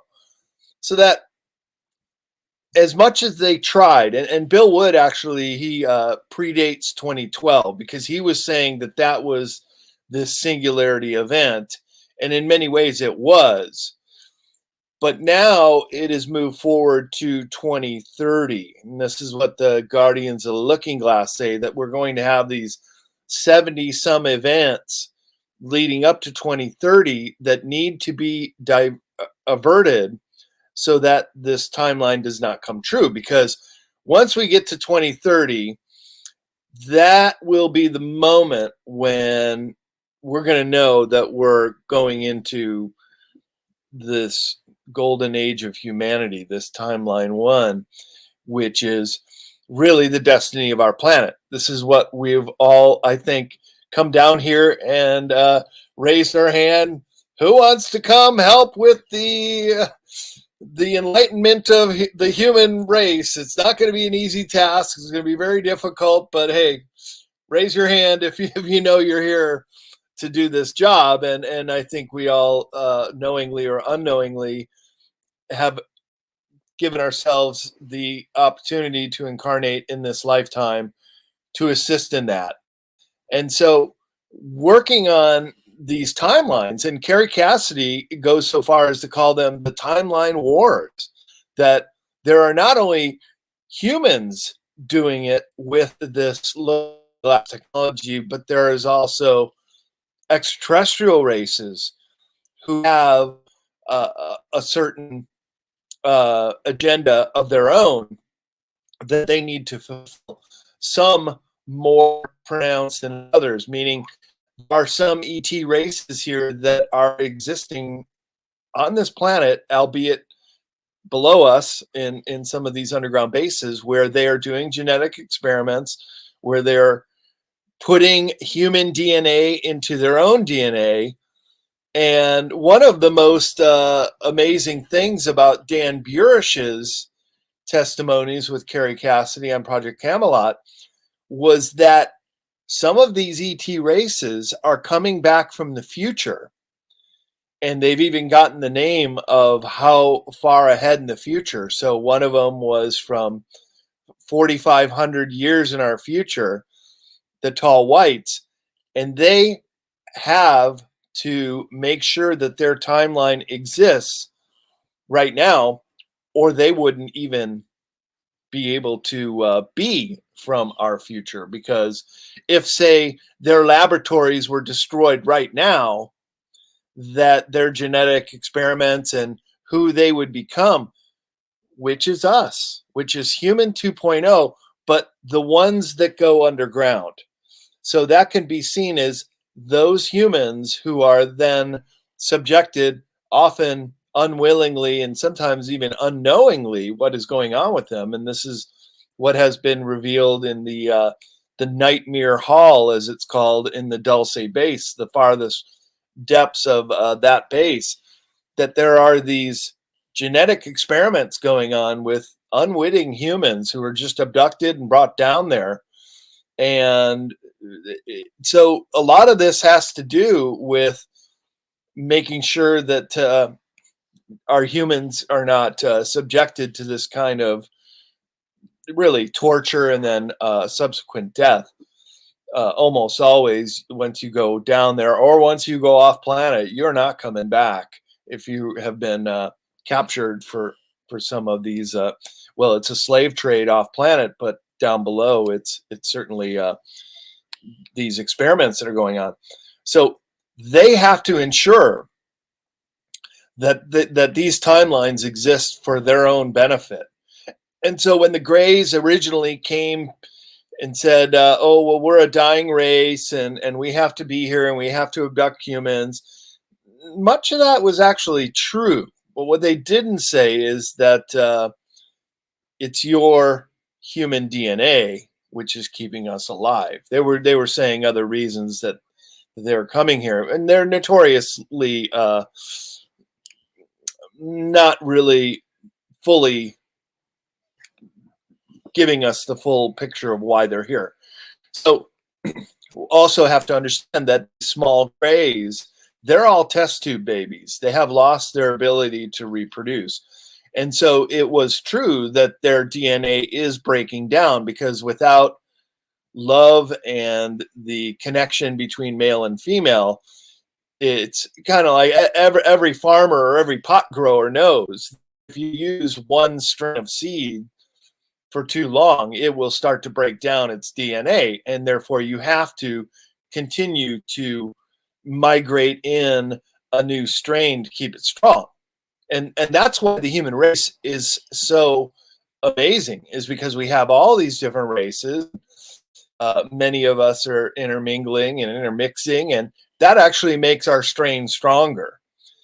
But these groups that have divorced themselves from a natural childbirthing scenario, they have then pretty much set the die for their own demise. So therefore, they have to come here. They have to use human DNA to splice and create a hybrid race, so that these tall whites in our future, who are coming back now to ensure their own existence, is extremely important to them.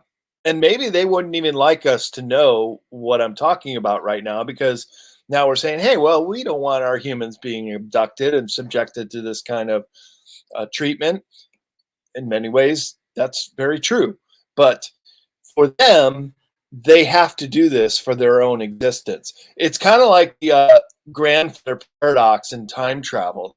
And that is, if I were to go back in time to the period where my grandfather was a young man and kill him, well, that would mean in the future, my timeline right here, right now, could not exist. So according to the grandfather paradox, I would get trapped in the same timeline of my grandfather when I killed him, and I would never be able to come back. And so I know it's kind of a sticky wicket, as they would say with Michael. It's kind of hard to wrap your head around all this stuff, but I'm just trying to make it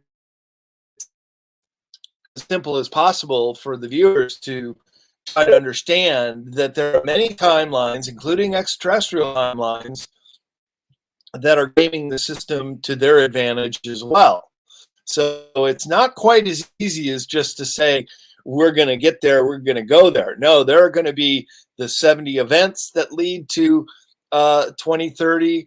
There are going to be different ET agendas at hand that are working on their own favored timeline. And then there's every one of us who has our own destiny and our own timeline. And we can see that we have been inflicted with a certain bioweapon that is also going to affect people's lives.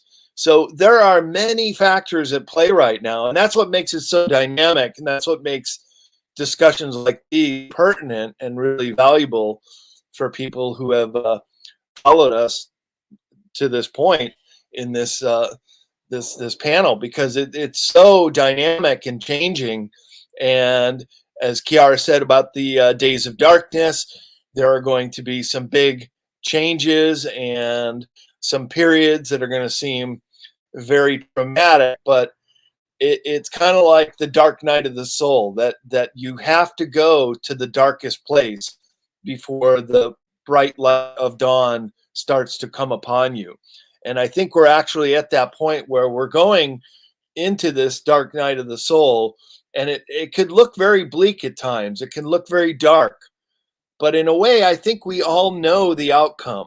Perhaps in our parallel lives, we already see that it's going to succeed, but maybe we have to come up to the wall, go into these days of darkness, and then when we come out, it becomes very clear that we are on the path towards timeline one and the Great Awakening. And well, the Great Awakening is already happening, as you've already said, Michael Feely, and we're in this moment where we're getting this great idea that this awakening is going to occur in this timeline one is upon us.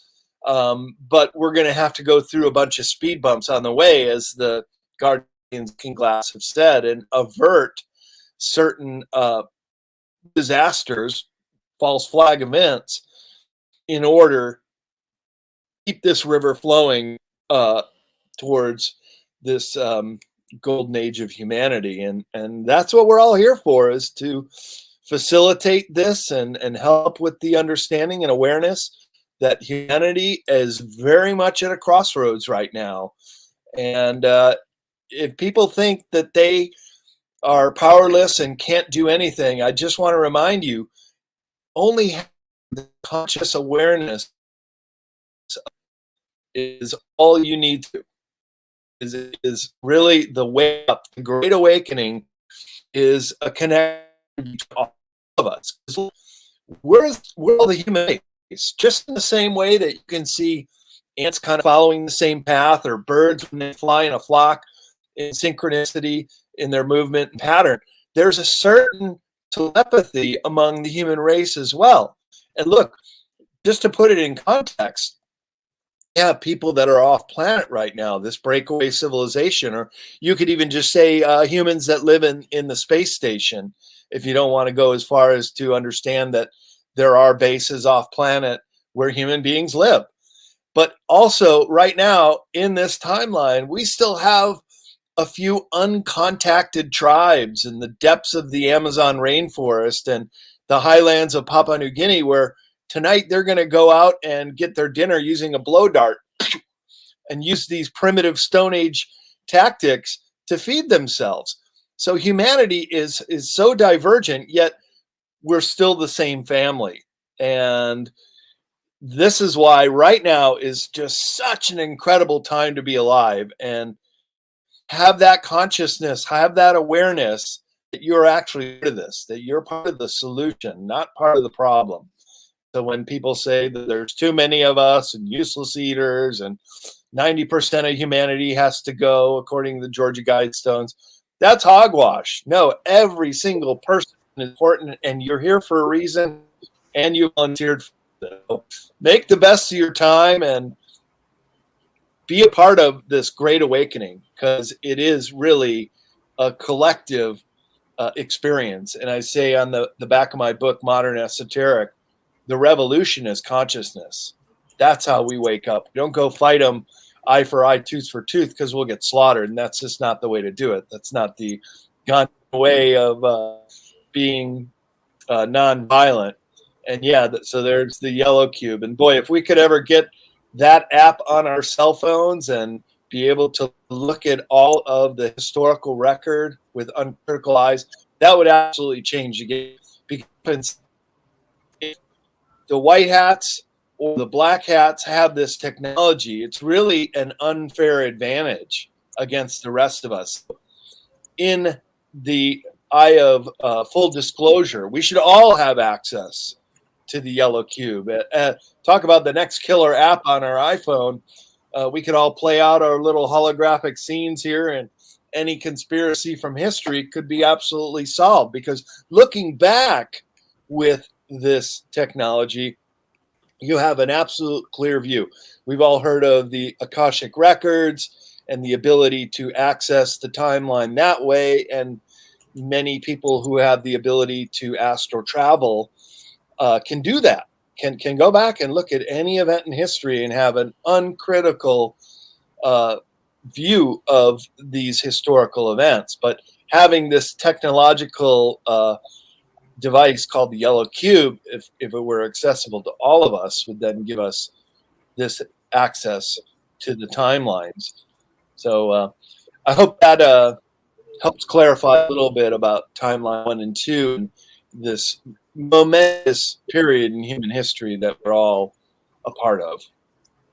So many cool things you said there, Brad. And one thing that comes to mind is I heard that the timeline 1 actually consists of like 80 some odd different timelines.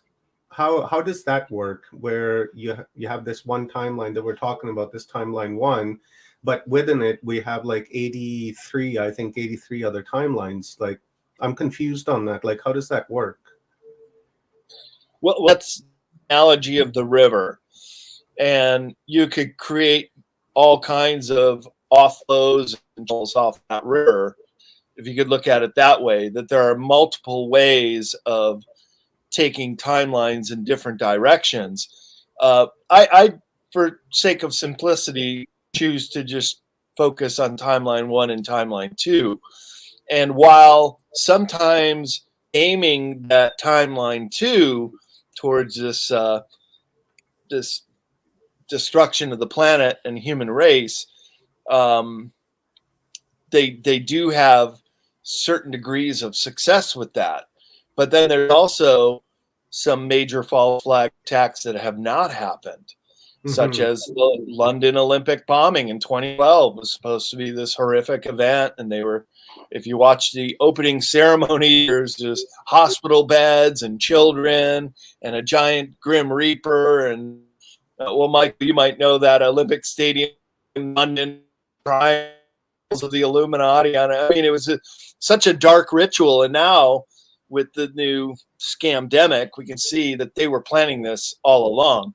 But certain events that have not happened are a testament to the white hats who are using the looking glass technology to help the human race along. So, Omar, it could be really an infinite amount of timelines that are occurring, and then sub timelines that have occurred because the future is nothing but a series of probabilities, and they're trying to make it happen that way. And this is how I feel the mandala effect is something that we're all experiencing too, because we remember things in our childhood that are just not the same way anymore. So it's like the timelines are crossing, and you get these little artifacts that get left over from those two timelines crossing quite a bit. But if you want to address these multiple timelines, I'm all ears. I'd love to hear your explanation how it gets into the 70 or 80 different timelines. But I try to keep it simple with just one and two, and then also recognizing that all of us have our own destiny and our own timeline in our own lifetimes. So I know it's kind of complicated, but that makes sense to me. Yeah. With visualization, if I was visualizing like one major timeline and 70 over here, it would distract me. So I agree with you, kind of putting them in. That's just one timeline here. And I mean, it's all flows anyway. Very good explanation. I just wonder, Kiera and Brad have mentioned this about the 3 days of darkness. I wonder if we have that, somewhat confused. Instead of like 3 days of darkness, what if we're looking at like 3 years of darkness, especially when we look over the last couple of years and what's happened, 2020 and onwards. And I'm wondering if that 3 days of darkness is like 3 years of darkness of what we're going through. And then after 2023, like you were saying, Kiera, April or May next year. And then after that, I wonder if, things can, change, right? Like that 3 days of darkness could be like 3 years of darkness, because what we see from the last 3 years is like, very dark, the things that have happened to us, and a lot of people have lost their lives, lockdowns, businesses lost. That's very detrimental. Some people have worked their entire lives in building businesses, and just suddenly, puff, with a snap of a finger, it's gone. So I wonder if that's like the darkness that that we're observing here and have interpreted in days instead of years. Let me get back to you guys on that one. I want to involve Augie Nost in this because he hasn't spoken in 2 hours and 9 minutes. So and I've got a couple of wonderful questions coming up here. So after Augie speaks, I'm going to hit you guys with a couple questions coming in from our audience. Augie, please go ahead, sir, and welcome. You got to unmute yourself, brother.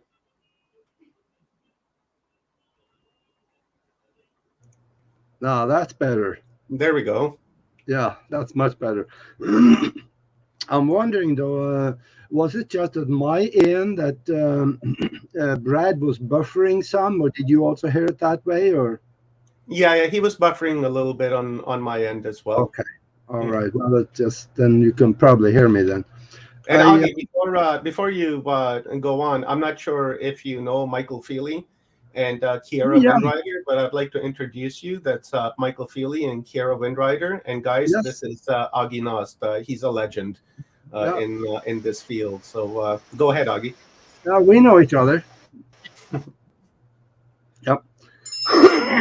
Well, uh, I don't know where to start actually, but I'm all about making things simple. And I am totally with Joan on that one. If you can envision all these timelines, that can get confusing. Make it easy. Concentrate on your own, because that's where you live. That's where you're going to go forward. That's where things are going to happen for you. And you are the one that decides what will happen. By the way, what you think, what you do, who you associate with, and what the decisions you make in the direction of your future that create that direction. I think there is a master plan behind it all, but the master plan have some variances because it has to. If it all was locked in, what would happen to free will? It would go away. You just can't have that.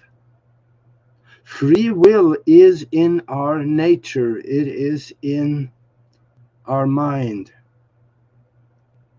Everything is not predetermined. So we have a choice whether we are going into timeline 1 or timeline 2. And that is all depending on how we think and what we do and decide and so on. And we create those timelines and we activate what's in it by our action and so on. And creating timeline is not difficult. Creating a good one is not difficult. It may be uncomfortable for just a little while we make those decisions that's going to have good outcome. I'm going to give you an example. I was born into a timeline back in Europe. That timeline was being a farmer. It was all laid out for me. I was born in as the eldest son. And traditions over there says that if you are the oldest son, you are the one that's taking over the farm, the property, and everything, and you're continuing the tradition. I see Brad is smiling already. He's familiar with that. I tell you though, I went through agricultural college and did everything they expected me to do, but it didn't feel right. That's not what I wanted to do. So I broke that timeline. I cut it off, sold everything, and came to the United States to become a pilot. And that was my timeline for for 23 years. Being in business and flying and doing all that, it was fun, but I burned out. And guess what I did? I created another timeline. I could have continued flying. It would have been a wonderful, prosperous future. But my heart wasn't in it. So I started doing this, and I created the third major timeline. And that timeline created radio shows, hosting and producing 2 TV shows, investigating the mind and going that direction. And it brought me here right now. That's the third major timeline for me. And everybody can do this. All they have to do is to be uncomfortable for a little bit of time, right after they make the decision to create a new timeline with good things in it. Because that transition time is very often uncomfortable. And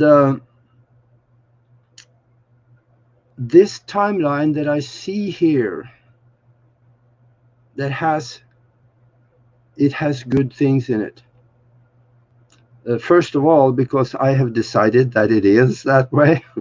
And second, Nori Love and myself, we created a mastermind group of a bunch of people get together every Sunday at 11 o'clock Pacific time, and we design the future the way we want it. We decide the details as well as the major concepts in it. And when a bunch of people get together, join minds like that, they create a mastermind that is able to create those things, and nothing on the outside, nothing negative outside there will or can come in and destroy it. So I'm not worried about the future at all. It's going to be good because we decide that's what it's going to be like. And I tell you, Nori and I have had some phenomenal results with some of the stuff that we've done there. And yeah, you can come and join us sometime. All you have to do is send us an email to themastermindconnection@gmail.com. I'll get you some information. You get to come and try it out. Now, the dark side has been added for a very long time. And the light has been around for a very long time, but they haven't been so apparent because the dark side has been so overpowering and dominating. And now we are getting to the point where I bet I'm totally convinced that at least half the population of Earth knows that something's wrong. We got to change this, and we want something different. Now, if you are an attorney working on Wall Street in New York, I don't know about you. You may not have woken up yet. There's too much money in that. But for the rest of the people, there's something going on here and here in the heart that cannot be ignored anymore. And the dark side's agenda, like Brad was mentioning, reducing population of Earth by 90% down to 10%, it is totally unnecessary. There is no such thing as overpopulation. It appears that way because of poor management. Poor management of resources and greed from not allowing technologies that would not create apparent overpopulation and free energy and things like that. Look at Russia. The eastern part of Russia, there is hardly anybody there. Look at Alaska. Hardly anybody there. Northern Canada. Hardly anybody there. If you took all the people of the world and moved them into Alaska, I think somebody said that everybody would have about an acre and a half. I'm not so sure if that is true, but somebody said that. And yeah, I believe that was Texas. Oh, was it Texas? Yeah, I believe it's Texas. And if we moved everyone into Texas, everyone would have about an acre and a half of land. The entire population of the world fit into Texas with plenty of land to grow food. Yeah. So what happened to overpopulation? That went away, didn't it? So that's all lies. We gotta remember what William Casey, the head of the CIA under Ronald Reagan, when he said one time in a tail end of an interview, when we find that everything the American public believe is false, we know our disinformation program is working. So they've already told us. They know what they're doing, and now we are figuring out what they're doing. So it's time to design our future the way we want it. Put things in it that you want, because all of those things is going to lead you to that timeline number one. If you don't plan for anything, I hear people say, well, what's going to happen is going to happen. Yeah, I guarantee you it's going to happen. Those that do not plan for their future allow other people to plan for their future. And that is not necessarily for your purpose. It's all planned for their purpose. So we need to do a little housekeeping.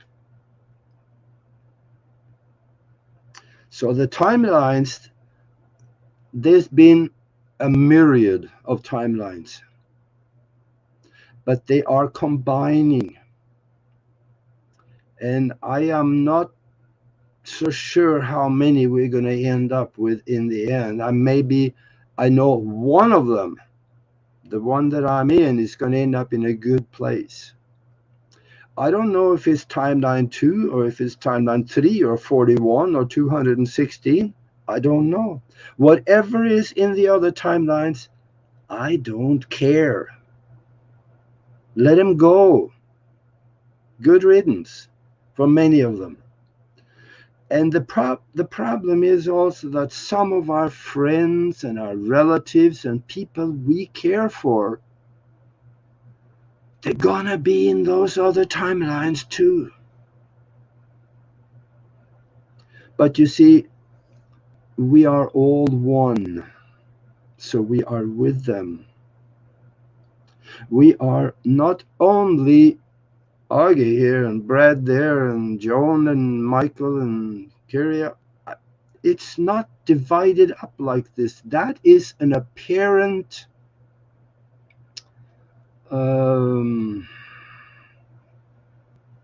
what should I call it? It appears that way because we have to have an apparent individuality in order to have experiences so we can learn and grow spiritually. Mm-hmm.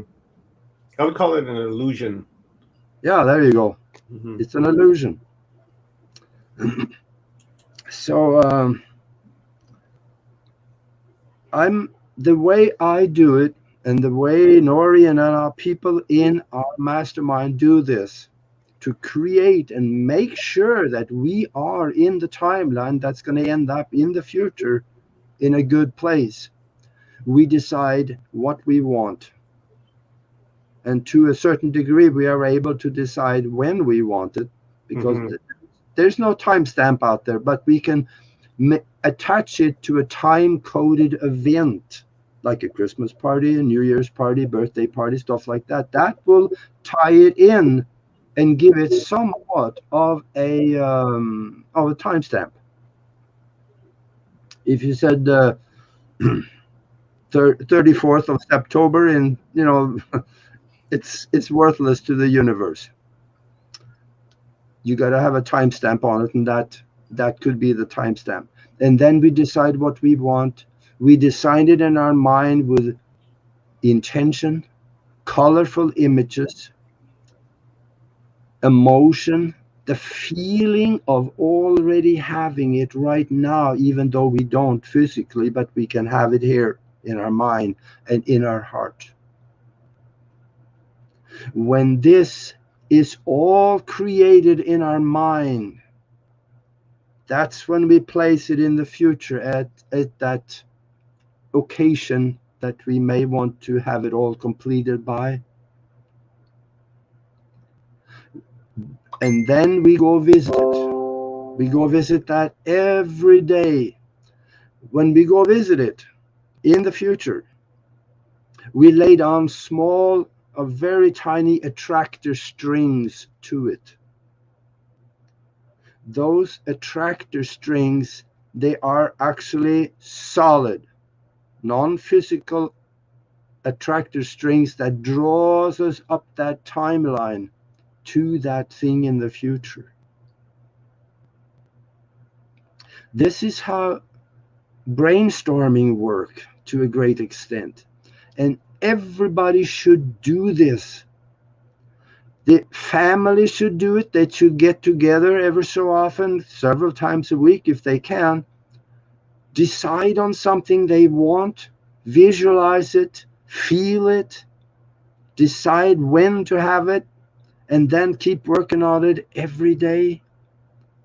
I mean, football teams, basketball teams, they do this all the time. That's why they're successful. Why shouldn't we? And good point. Governments should do it. Well, maybe not, because they will be planning for other things. But Yeah. people of leadership, yeah, I can hear you laughing on that one. But people of leadership within their sphere of influence should do this more often. They talk about things that they want, but they don't use the spiritual language of creation, which is one of feeling, emotion, vivid, colorful images, and intention.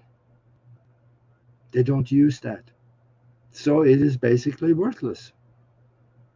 I'll guarantee you also, the dark side knows about this. They have their mastermind group working on their agenda. And that, I'm sure, is one of the reasons why they will be a timeline 1 and at least a timeline 2, because they're not going to want our timeline, so they concentrate on theirs. And I don't know. It's like I said, I'm all about making it simple, and I guess this is as simple as it gets.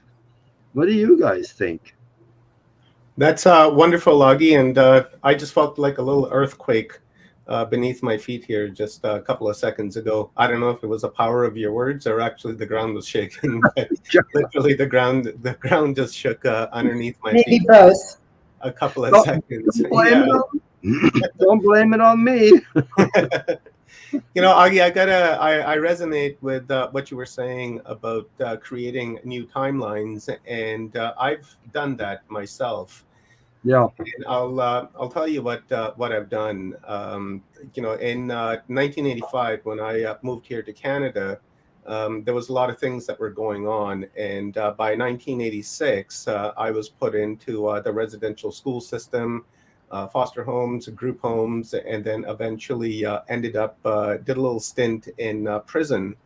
Now, had I maintained that mental space, that heart space within me, then that timeline would have been where I would now still be in prison, right? So I decided to change that within my own heart space and created a new timeline. And within that timeline, I decided that I was going to become a medical technician and a safety officer. So I did that for a number of years and decided I wasn't happy with that anymore and got into doing drywall. And I did that for many years and decided I wasn't happy with that either, and then created a new timeline of Watchers Talk. 9 years ago, and I've been very comfortable with this, and my heart space is involved in this, and I feel that this is what I'm here to do as one of my goals here in life. So when you were talking about creating your own timelines, that is very true, because had I maintained the space back in the 80s, there would be a different Omar here right now. Had I maintained my emergency medical technician, then I would have been a different Omar here right now.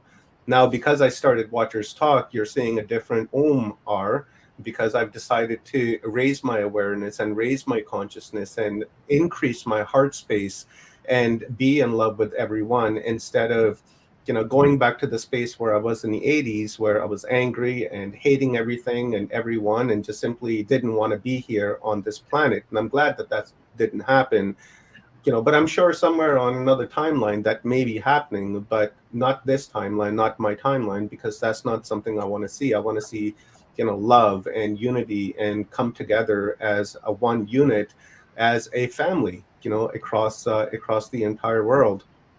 So what you When were you saying made that really did when resonate with me. when you made that change, was it uncomfortable? Maybe a little, quite uncomfortable for a little bit, because It, you had a new environment and there was new creation that you had to do, and you didn't know how to do it yet. mm-hmm. Believe me, it was extremely uncomfortable to make the choice when I was released from prison to make the right choices, because I hadn't had guidance in my life from my parents. And I thought the only way for me to move forward would be to continue committing crimes and doing things to people that will evidently harm them, but it would work for me. But that idea in itself was very uncomfortable, and I didn't want to really resonate with that. So that's why I made the conscious decision to leave Alberta, the province that I was in, altogether, and move here to the next province, to British Columbia, and start all over again, like a new slate. Right. So it was extremely uncomfortable. And then when I was the emergency medical technician, I was being paid very well. I was making like $60 an hour, $65 an hour overtime. There was a lot of good money involved in there. And when I decided to leave that and get into drywall, I was extremely uncomfortable with that decision as well, because, I was like, okay, well, I'm making like really good, solid money here. Why would I want to leave this and get into something that, is unpredictable? It's either feast or famine. But, I made my decision and decided to move forward, because I just wasn't happy doing what I was doing, tending to people's injuries and such. Right. And then when I decided to leave drywalling, because I drywalled for, like a decade plus. And when I decided to leave that, I was actually very afraid. And I was living in that fear space, because I was thinking, how am I going to provide for my family if I'm doing Watchers Talk, and Watchers Talk is not really paying me? And in the beginning, I was making like $4 or $5 a month on my views and on my videos. And I was like, how am I going to provide for my family? How am I going to put shelter over their head? How am I going to buy food?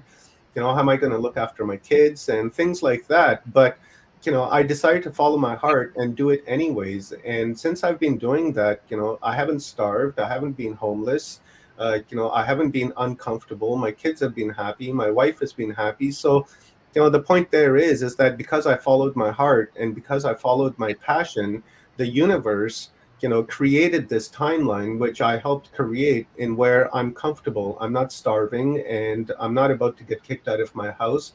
So everything really worked out. And if you work from your heart space, is what I learned, and you follow that heart space, then anything that you want will manifest itself, because that's the timeline that I'm creating for myself. I'm not being negative about it, saying, oh my God, I'm going to get evicted in 2 months, or I'm going to starve, I don't have any food, things like that. I don't even want to enter into that mind space, because it's going to just manifest itself in the future. So, I just maintain with the positiveness, with the love, and really work from that point and forget about everything else, because none of it really matters.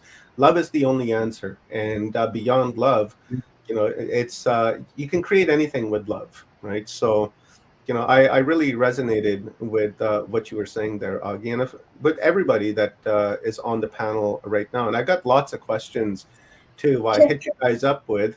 Dr. Joan, go ahead, and then we'll hit this question coming in from Rockers, because it's an excellent question Sweet. Just to ask. Just one last commentary. I think something Age triggered for me is that we are going to, yes, we are really focused on ascension and higher consciousness and where we're going. I don't want to gloss over the fact that other timeline is pretty hairy and it could look real at times.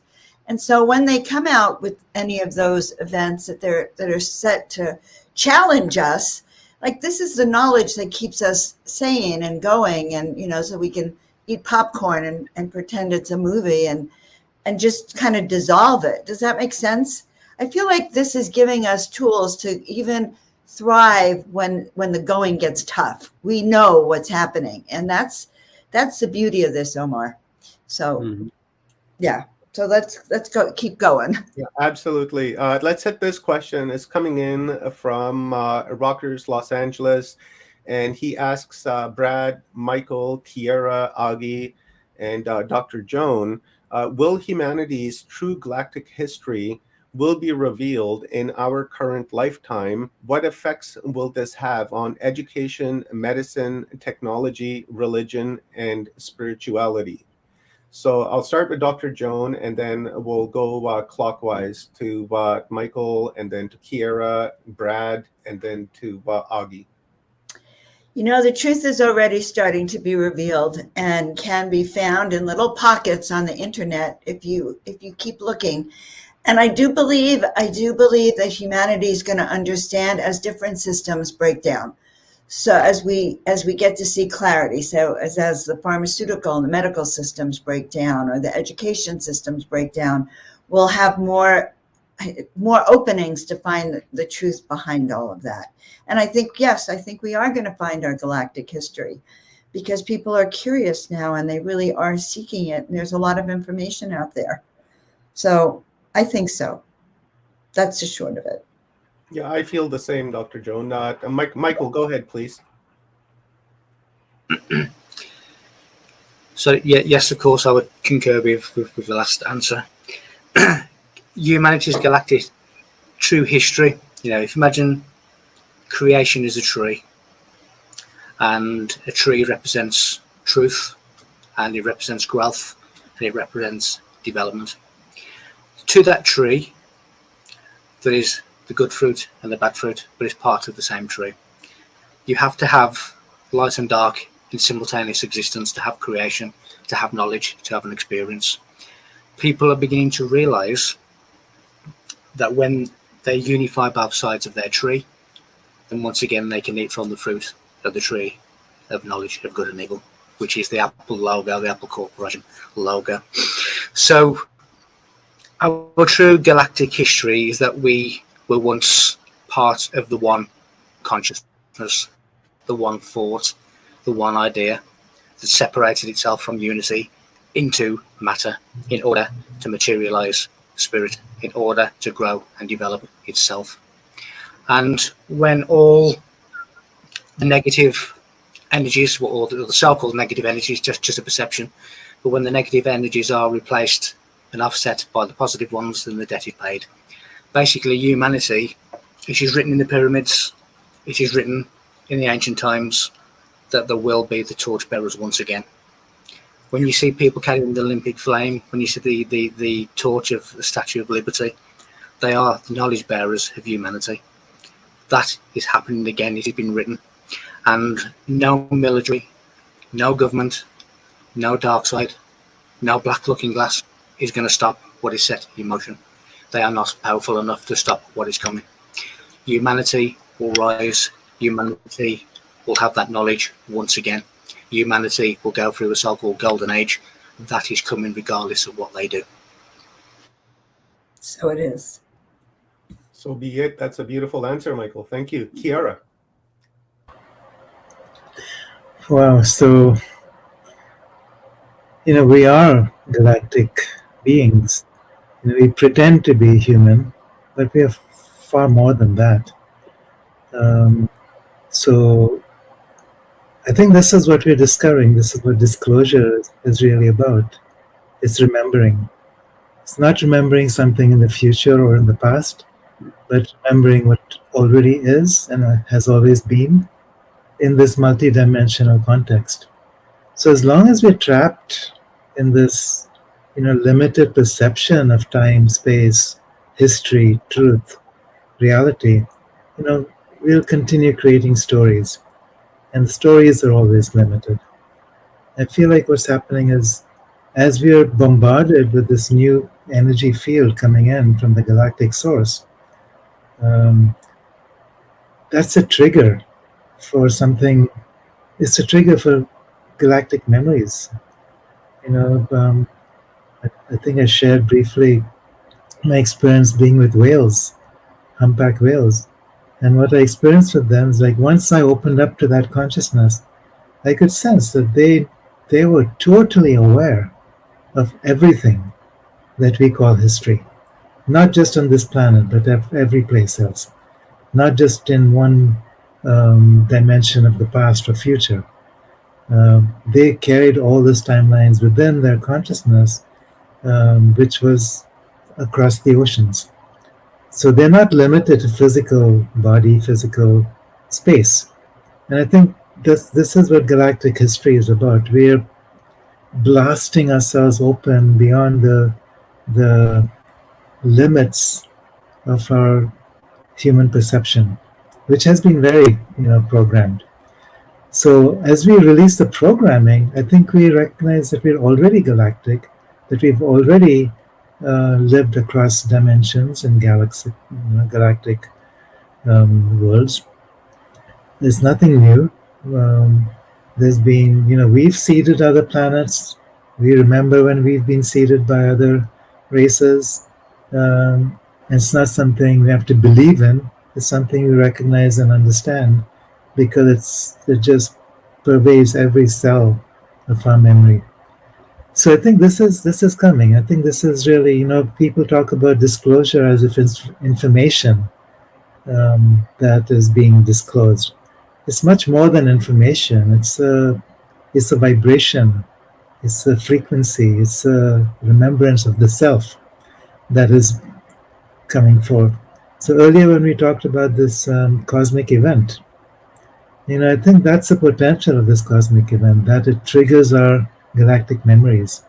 And then all the technologies that follow that, the external technologies and internal technologies, the ability to nourish our bodies directly on prana, the ability to move around in time and space by just intention, without even the need. Right now, okay, so there's the secret space program, which has the technology to transfer your physical consciousness and body to Mars or to Ganymede or whatever. But imagine if this was something everybody had access to without the use of external technology, because we are learning how that already works. It's not something that's in the future. There are masters today, the yogis in the Himalayas. This was something that was practiced in ancient Egypt. The Tibetans, the Incas, they knew how to take the rainbow body. They knew how to move out through dimensions, and this is like this is an experience that we will be considering very normal in times to come. I don't think it's going to take very long. I think when these things begin to happen, going back to something that someone was mentioning about these 3 days of darkness, I think it'll happen very suddenly. We're leading up to a time when there's a kind of an arithmetic progression, but then in that moment or in that sequence, things will happen so rapidly. There's people talk about ascension, which is wonderful, but I think another factor is descension. And for me, what descension means is full incarnation. It's the galactic memories becoming intertwined with our DNA. So you wake up to who we already have always been, which is total divinity. So all these, the qualities of divinity, omniscience, omnipresence, omnipotence, that becomes our own experience. Much more than a belief system, but our experience. So yeah, I do believe that we're moving in that direction. Memories of the past will emerge at that point. We remember that we haven't been on this earth for just one cycle of humanity, but thousands of cycles. We go back millions of years into the past. We move millions of years into the future. We move across millions of galactic and solar systems. because the self is all of it. This is what I. There's a metaphor from the Indian tradition about Indra's net, um, which says that the universe is like a string of pearls, where every pearl contains every other pearl. Every pearl reflects every other pearl. More than that, every pearl is every other pearl. And what we're understanding now in terms of plasma cosmology or the electric universe theory, plasma is literally this connector of memory fields, Akashic records, the divinity inside us. And it goes far beyond the laws of physics as we understand it. The speed of light is not, events are not limited by the speed of light. It's the speed of consciousness that really counts, and there's no limits to that. So I think we're still looking at galactic history in linear terms sometimes. So I sense that we're expanding that question itself. And then, when we talk about dark and light, that's another whole question. How do we reinterpret dark and light? In the shamanic traditions, there is no such thing as dark and light, positive and negative. It's either flow or resistance to the flow. If we surrender to that divine force that moves through us as a great ocean, then we're beyond the duality of dark and light, and we begin to create realities that match that understanding. So, this is another big question, because so much of what we see in the world today can be interpreted through this duality. The scamdemic, what's the events taking place in Ukraine right now. There's a whole different interpretation of this than what the mainstream media is telling us.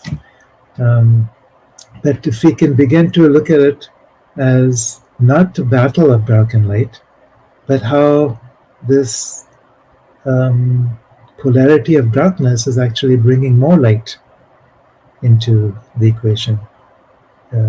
So it's like it's a dance. This is the dance of Shiva. Destruction, creation are a dance where new creation always emerges in each moment. I'm sorry, I'm just once I get on a roll, I just keep rolling. So I'll stop. I love it when you get on a roll, Kiara. I agree with you. I think this event that's going to happen is going to happen long before 2030, and I feel we're at the cusp of it. And you can really feel it across the world too. You can see it in people's comments. You can feel it in their energy. It's just all over the place where we are, changing, and there is an ascension that is happening here. Let's hear from Brad Olson. Brad, did you want me to toss a question back up here to? Yeah, sure. Yeah, okay, I'll do that again here. So the question goes: will humanity's true galactic history will be revealed in our current lifetime? What effects will this have on education, medicine, technology, religion, and spirituality? Great question. Well, I'd say humanity's true galactic history is what I've been collecting in my esoteric series of books. This to me is the most important subjects that we could endeavor to understand, and in my case to write about, to help people understand that we really are part of a galactic family, and this ties into all the extraterrestrial encounters and how we've gotten technology beyond our wildest dreams through backward engineering, and that takes us into the whole looking glass technology field. And as far as the old systems, yeah, they basically got to go. They're outmoded, they are outdated, and they don't represent humanity anymore. And I'm talking about religion, government structures, certainly our educational system. How advanced would we be right now if, say, in kindergarten we started to learn about the body chakras? In first grade, we started to develop telepathy. By third grade, we were already using telekinesis to bend spoons. I mean, we have such incredible abilities, innate abilities within us, but it's just been pushed to the background that we haven't really been encouraged to break out and use these different abilities that we have within us. And part of that is also decalcifying our pineal gland so we can use our third eye properly. And this has all been designed quite not by chance, by design, to keep us ignorant, to keep us believing in these false systems. And so for me, part of timeline one leading to the golden age of humanity is when we do start to use these human abilities and we begin to see the world for what it really is. And our children are given a proper education on how to utilize these innate human abilities within all of us. So I think that is part of what the Great Awakening is going to be. It will be first to dismantle all the old systems that no longer serve us, that really are just blocking our progress in humanity, and then reinterpreting all that should be taught to us and how we should be able to restructure government and institutions. And let's just say that transparency has to play a prominent role, has to really be what it's all about. We have to all feel very confident that our vote is being registered properly, that government is now here to serve our better needs and to do things that we actually need a government for. But I've always been very laissez-faire, the hands-off model of government. Less government is better. And so scaling government back and just make it a very necessary function, filling the potholes, and keeping certain programs that allow people to stay in their homes or get medical care. I've always felt that medical care should be free. And of course, the whole medical system needs to be reformed. And then we're going to be talking about energy medicine and using color and frequency in the med beds. So we're getting to start to see these institutions start to fall the wayside. And it shouldn't be that people should be upset or fear what's coming, but just be grateful that we're able to redefine ourselves. And that's what humans are so really amazingly good for.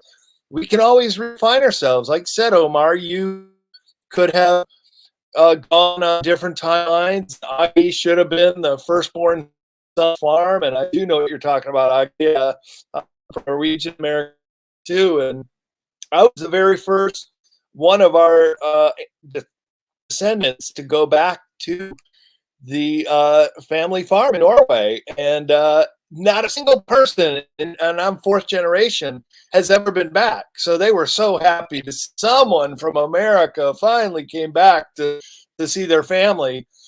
And so, yeah, I love to travel and get out there and do things, and that should also be accessible. That really the borders and the barriers from keep us from traveling and doing exchanges.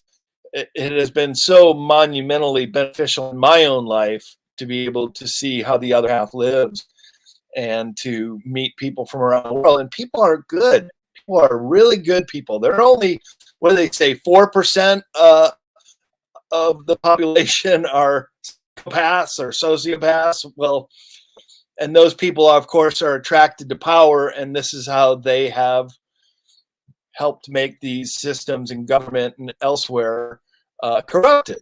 But if we can get rid of those people and identify them for who they are, then the good people will rise to the top. And then the systems that are recreated with full transparency will really be beneficial for this coming golden age.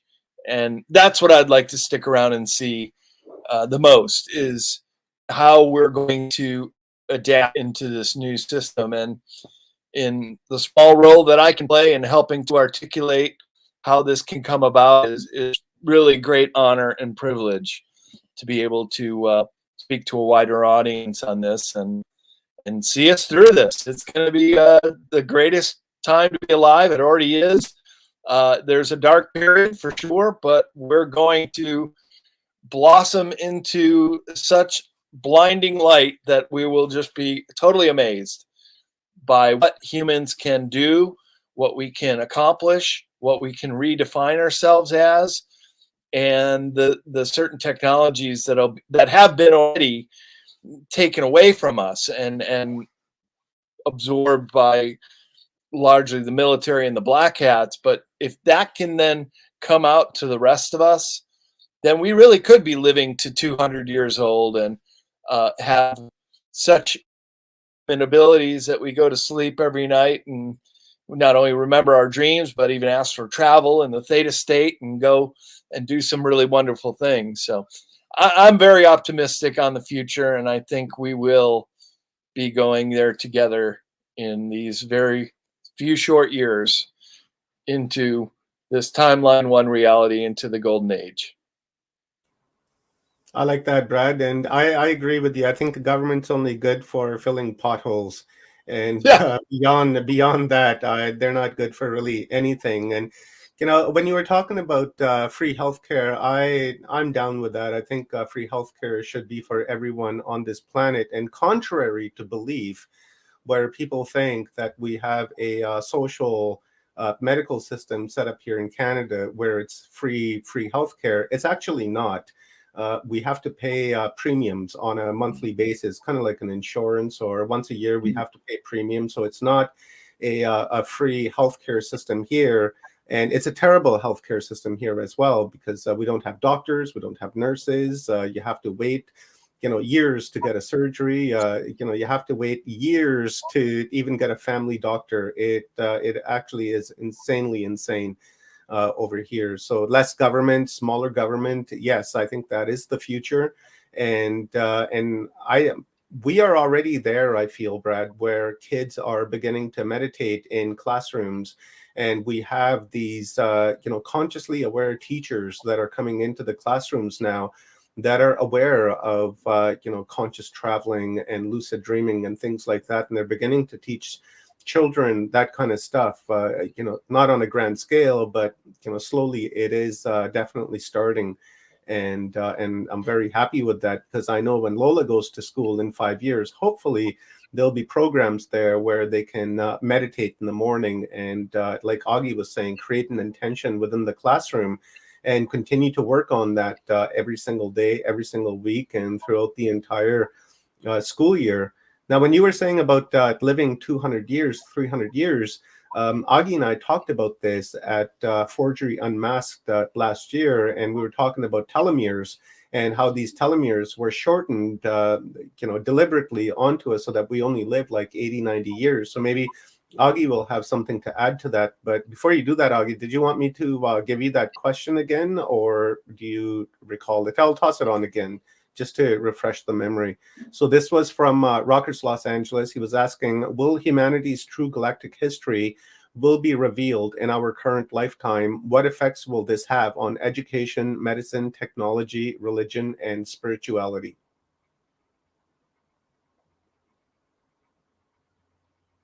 You're muted, brother. No, there we go again. Okay. Yeah, there we go. All right. Society as we know it will go away. It will be a new one in our timeline. And when it comes to learning our galactic history, that is very interesting.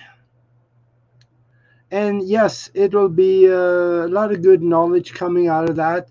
But I think that we probably would be better off learning our own history. Because I think there's something, there's a saying that Napoleon Bonaparte said, and he says, history is the commonly accepted lies about our past. If you think fake news is bad now, what in the world do you think history is? Hardly anything back there is totally true. Ministry of Truth should investigate that.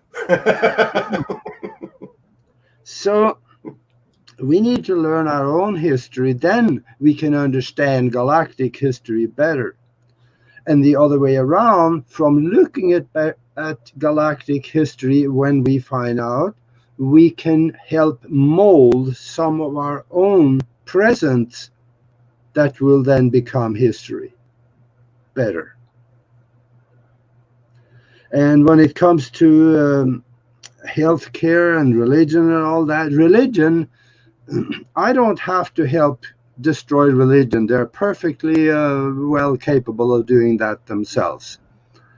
They're going in the dirt. Look at the Catholic Church now. The third secret of Fatima was the Catholic Church will become the Antichrist. And people are waking up to a lot of these things.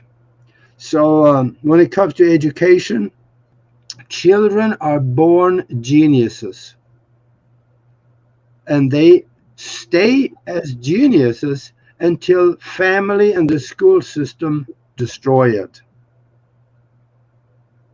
There is so many different learning processes out there that will give kids photographic memory and all that. I had the enjoyment of traveling around the United States teaching a mind development course called the subliminal dynamics. At that time, now it's mind management, subliminal mind management. And what we did, we taught people how to assimilate information out of a book at the rate of 50 to 100,000 words a minute with 95% retention.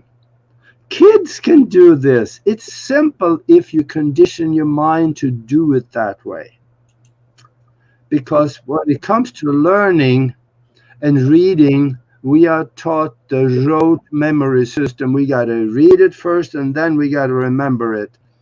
If you just I used to go to the library when I got into a town somewhere, and go to the library, and I got a stack of about 5 or 7, 10 books.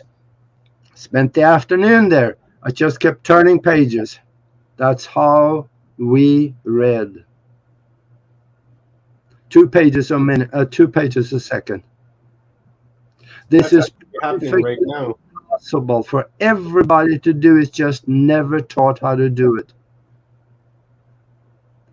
School system are totally scared shitless of this. They don't want to even think of it. If you have kids that have PhDs by the time they're 12 or 14, what in the world do you need teachers for? So this is something to think about. Now, we all have those abilities. And with the right conditioning of the mind and right knowledge, we can reawaken it. And psychic abilities will become stronger and stronger. And it will get to a point where politicians are not able to lie to you much anymore. And then they will go away. They will become managers of resources. This is in our future. Because I don't think there's a politician alive that hasn't lied to you straight to your face at least once. When you know what is in her mind, in his mind when he says that, it has no purpose for him to say it anymore. So this is in our future. It will come in the next few years. And the big change in our society, and I saw that in the download that I had several years ago, extraterrestrial presence will be here. There's no date stamp on that either, but it's close. And once that determination that yes, they're real, then they have a reason to come and associate. And they are going to pick people that they want to associate with to bring them up to speed on galactic history and how to manage society. And those people will be disseminating that information to the rest of the people. They will not necessarily go to government to do that, because if government gets a hold of it, it's going to be twisted.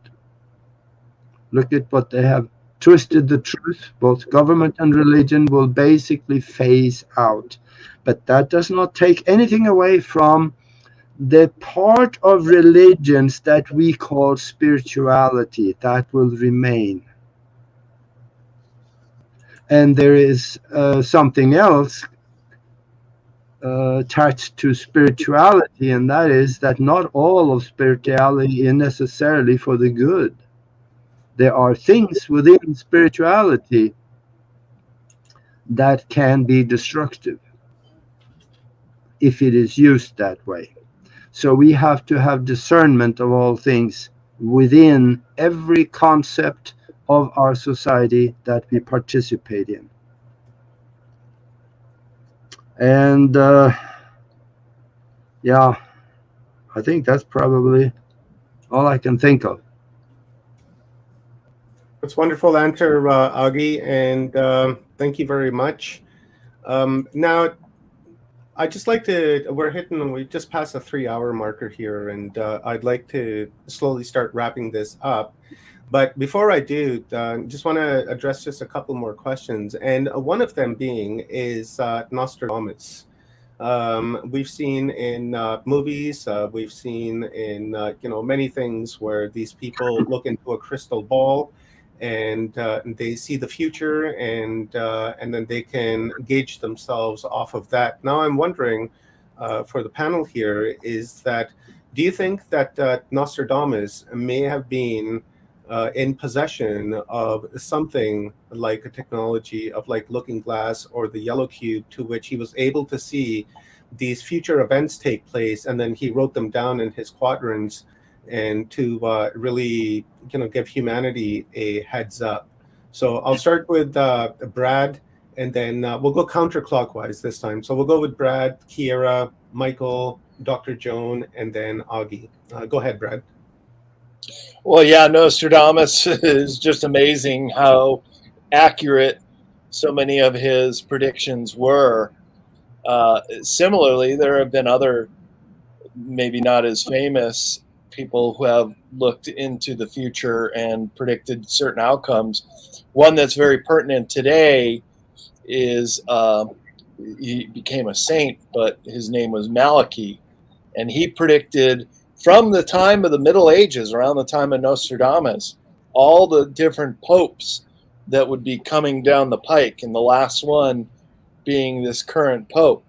So we're seeing great seismic changes in the Catholic Church, and how this Pope Francis is quite likely the very last pope. How did they do it? I mean, maybe did they have the technology? I don't know about that, but maybe they were what I described as just some of those people that had the certain ability to, say, astral travel and look at future probabilities and then write it down and give it to the rest of us. But yeah, Nostradamus predicting the world wars and predicting a great cataclysm or changes. I would think that cataclysm could also be the breakdown of the old systems too. It doesn't necessarily need to be really bad, but could very well be just the great earth changes that we find ourselves in as well. So not to fear what some of these people have said, because probably I think if you're going to be an astral traveler, if you're going to be able to use these superhuman abilities, you really have to have love in your heart. You have to be of a very sound mind and a person who has love for humanity. And I just published Michael Jaco's book called The Intuitive Warrior, and he says the same thing. And it almost seems counterproductive that if you have a warrior mindset and training, that you would also be able to go forth and be able to tap into these human abilities. Well, but he even said in the book that his way of predicting outcomes, and he was actually able to prevent suicide bombs from blowing up the convoy, for example, and calling off a certain convoy going out, or diverting it and avoiding these disasters. And the way he would do it, he says, I would send out love bubbles. So here's a highly decorated Navy SEAL and somebody who has been in combat situation projecting love upon their enemy. And he said, that is the way you do it. So I would propose that Nostradamus and Malachi were also coming from a position of love, and that allows greater understanding. And this is true for anybody who wants to try to develop their own personal abilities. You should get yourself in that love state, because fear and anger, well, these are things that are going to block you and make it much harder to tap into these human abilities. So I would say Nostradamus was actually a very great man who had the abilities to look forward and perhaps project those images that he saw and write them down, and that's what comes down to us today. Very nice, Brad. Thank you. And guys, if you are interested in Michael Jaco's book, visit CCC Publishing. I just put the address up here. It's a CCC Publishing catalog, so you guys can go in there and see all the books that Brad has been involved in publishing. So, and I think this is your latest book, right, Brad? It's not mine. I published it. I run CCC Publishing, and actually, we don't have his book in the catalog just yet. That's 2021, so he'll be in the next catalog. But you can see him on the website, and he's the first book that pops up on cccpublishing.com. Great. Yeah. Well, Brad, I'd love to talk with you further about perhaps publishing or republishing some of my own books, which would be fascinating to team up. Nostradamus. I really like what you said about love. And love is so much more than a sentiment. It's the order of the universe. It's the ordering system of the universe. It's the unity consciousness. And I think we forget that there was a time when all of us had access to that.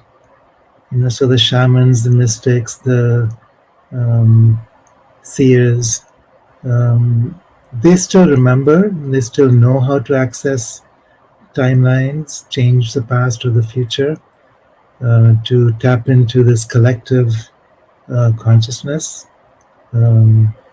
which is the Earth, which is the galaxy, which is the universe.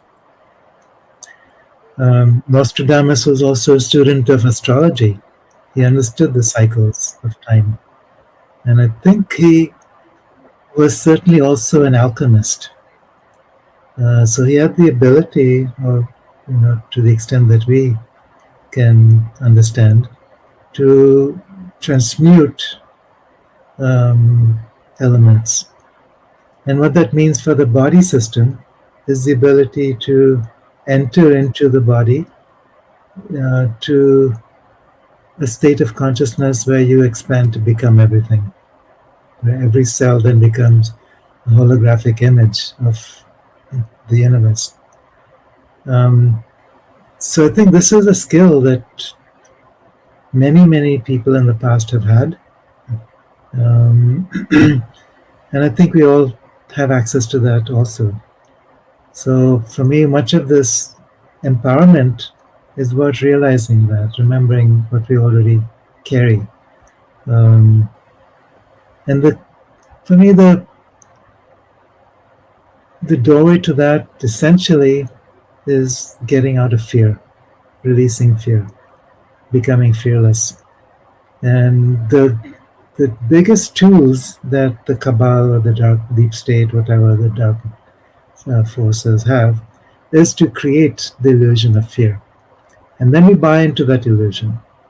And then that traps our consciousness into a very narrow third dimensional box. And the moment we start stepping out of that fear, we open up those doorways to the upper worlds, to the lower worlds, to multiple dimensions. And then we have access to that spontaneously. It's not even something we need to develop. Brad, you were speaking earlier about living to 200 years old. Again, that's another ability that we have access to, which has been practiced in the past. In India, there's this whole science of Kaya Kalpa, of rejuvenation. And it's a very specific, path, how you do it. And yogis have been known to come down from the mountains after decades or centuries and go through this for 9 months, and then go back for a few more decades or centuries. So why not? All of this is about traveling in time, traveling in space, and also breaking out of the limitations that we've been conditioned by. So someone mentioned the Bulgarian mystic Vanga. There's also Peter Donov, who in 1945 had this vision of cosmic electricity bombarding the earth. And he had a very specific time, and he also had specific events that would take place at that time. And I think we're seeing that right now. What, Paul Laviela talks about as the galactic superwave, or this micronova, or cosmic rays entering the Earth's atmosphere. This is the same thing. The 3 days of darkness, again, it's a prophecy based on what? On the past, or cycles of the cycles that continue to recur into the future. So I think what we forget is that someone like Nostradamus was specifically trained in a whole bunch of different sciences, which had to do with astrology and the external world, but also with alchemy, which goes into something much deeper. So maybe that's another series of discussions. I believe so, Kira. I think you're opening up another can of worms here, and I love it.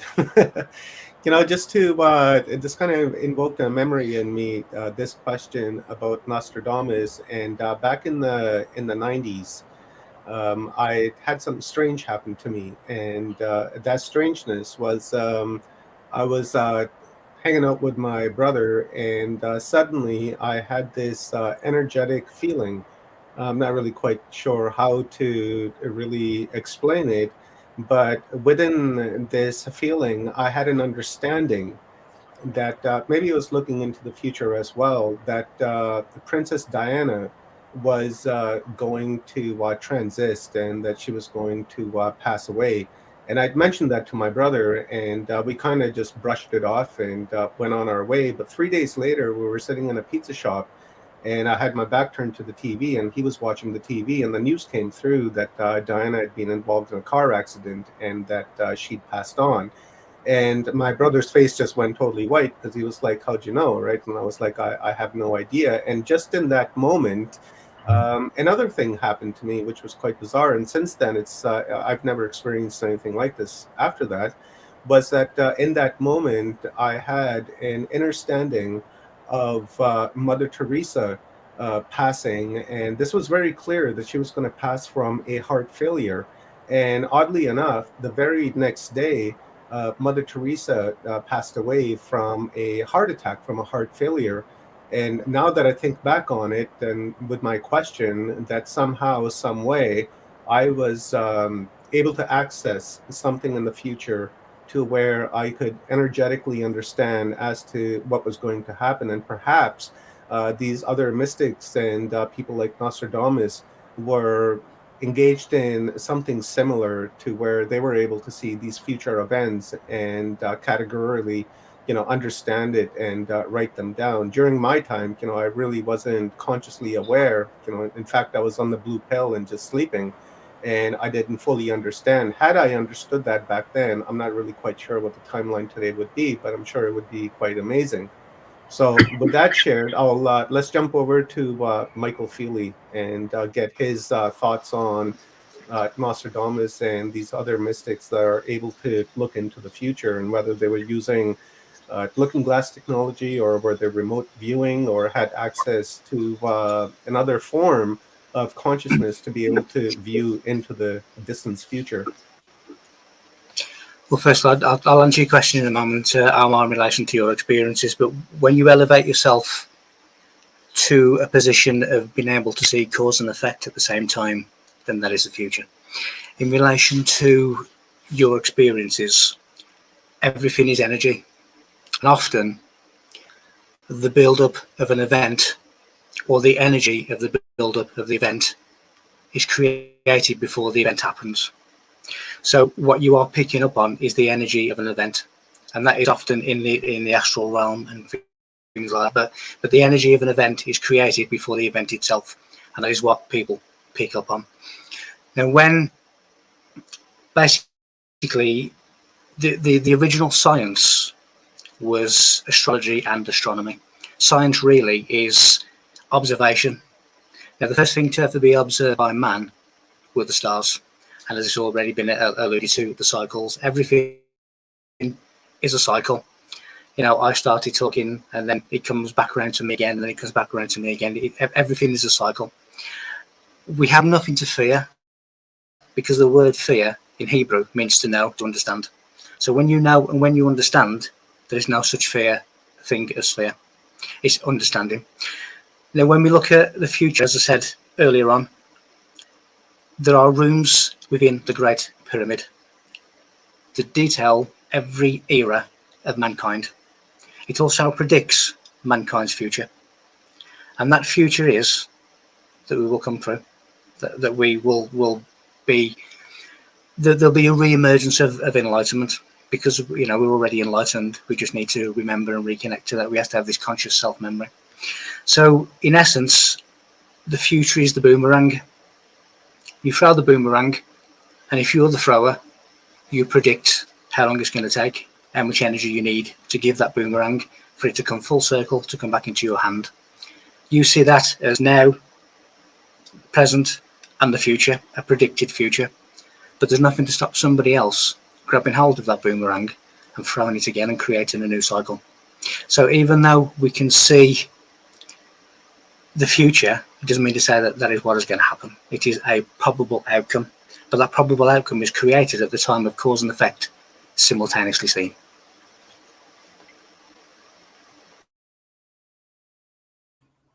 You're profound, Mike. Every time you open your mouth, you drop like some profound stuff. That's why I love you, brother. And let's move to Dr. Joan of Angels. My favorite angel. That's Joan of Arc, guys, a reincarnation. So, and don't forget to visit Dr. Joan's website, Joan of Angels. You're muted, Dr. Joan. Sweet. So, we're on the subject of oracles and prophecies around the planet, and we know many of Nostradamus's prophecies have come true, and his prophecies of 2022, are in the midst of coming true. The US dollar, it's collapsing, famine and disease, and nuclear war possibilities, all coming up on the timelines, all which, they're showing their heads as possibilities. Nostradamus is one of the most known prophecy tellers, but there are many. And we can go back as far as the Oracle of Delphi, which I can actually remember experiences there. So there have always been, a class of priests or oracles that comes through with those gifts and skills and talents to channel that information through. And the people need that connection to spirit and source to get that kind of information. And so those gifts and skills are very there are people who have those advanced those advanced mediums slash oracles slash prophetic slash, even now, we're living in times that have been foretold, this time of shifting of the planet and this time of this new age coming. So as an oracle myself, I feel aligned with those kinds of teachings. He used astrology a lot. He was also a doctor. I don't even know if people know that. He taught people actually how to use remedies and how to heal yourself from the inside out.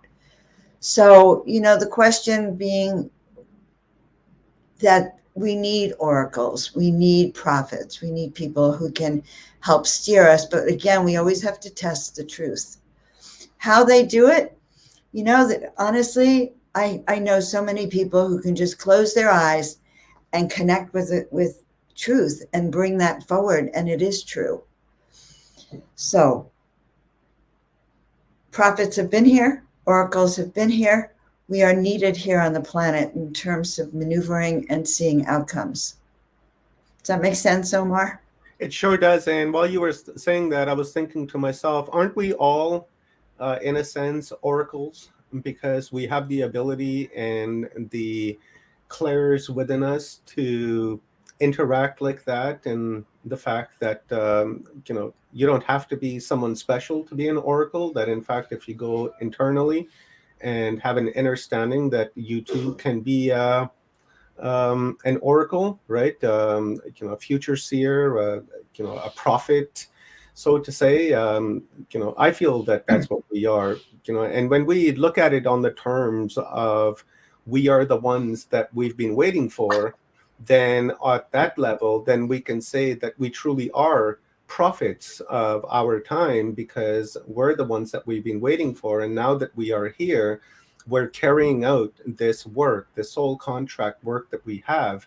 And we have that total understanding of what needs to be done, even though our brain might not understand it, but spiritually, we do understand what we need to do. So I would say, in a sense, that we are all prophets and oracles, and here on a mission from the divine source to help usher humanity into a timeline of love and unity. What do you think, Dr. Joan?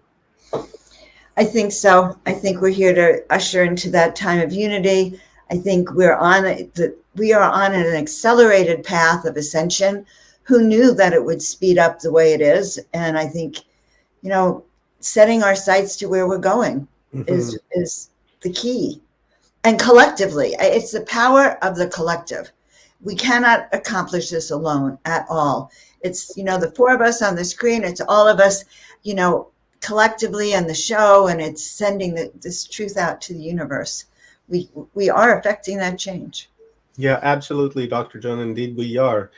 There's 64, 65 of us right now that are projecting this consciousness to create a beautiful timeline. And like you said, this is not a one-person game. This is a collective game that we all are involved in. And I think Lola agrees. Yes, I feel to hear her in the background wailing away. I'd like to see this reaching thousands and thousands of people, Omar. I'd like to put extra zeros. There's no reason there shouldn't be 6,000, 65,000, 6.5 million people caring about this global timeline, and that we should be able to, imagine if we reached 100,000 people, 10,000, it's in the collective, and it's in transforming and reaching out. So guys, I really feel we should be sharing this out. It's critical information for the next few years. We are the prophets. Yeah, you just took the words right out of my mouth. I was going to say that's why it is so important to give these streams a like and to share this out to friends and family, so that we can help raise their awareness and that we can become seed dreamers, because that's what it's all about. So we're in sync, Dr. Joan. Well, Frank said when I heard him on Monday, he said when he went to the Guardians of the Looking Glass, there were only 89 likes, 89, views on the channel. And if you think of such now there's a few 100,000, but even that should be millions. So in our consciousness of waking up people, let's just really see it. Millions of people. It's not the 100th monkey theory anymore. It's the millionth monkey theory. I know. I'd like to go with the 100 human theory. I don't know. I'm not a monkey. Okay, the millionth human theory. Yeah, I like Darwin, but I don't like him that much. Okay. Let's hear from Mr. Agi Nost on Nostradamus and viewing future events and things like that. Yeah, this guy, Michel Nostradamus, was an incredible guy. He was very much involved in the Kabbalah and alchemy. And of course, that puts him way outside of the box 500 years ago. And of course, we all know that's where all the information and that's where all the good stuff is. And that's why I'm so far outside of the box, I don't even know where it is anymore. So we're just going to keep it that way. Now, we got to remember also, there are some people that say, but not a lot of the stuff of Nostradamus' quatrains has come through. Well, when did he live? About 500 years ago. But think about it. If you went to England, let's say, or should I say France, if you understand French, brought yourself back 500 years and tried to talk to somebody, you would have a real challenge being understood. The difference in language from 500 years to about now is enormous. But there are some people that has gone into that difference in language and try to understand his quatrains. And they are telling us that much of it is actually come through already, and the ones that hasn't may yet be to come. So, because he was a very phenomenal psychic, I guess let's use the present term for it. He was a good psychic. And some of the stuff that he saw wasn't all necessarily good either. And that I will refer to another timeline. I'm going to leave it there. It's a good place for it. Just leave it in that other timeline. Because in 500 years, chances are that is from his origin in interpretation of the future, there may be more than one timeline that has come out of that. And I'm claiming the one that has the good stuff in it. Now, Omar, you mentioned earlier that maybe we should talk a little bit about the aging also. I remember, I think it was a couple of 3 years ago or 4 maybe, Time magazine had a picture of a little baby on the front of it. And the title of the page was, "The first human that will reach 200 years of age has been born." Science now know how to stop the aging process. We know how to reverse the aging process. Don't take my word for it. Go to the Nobel Committee's website.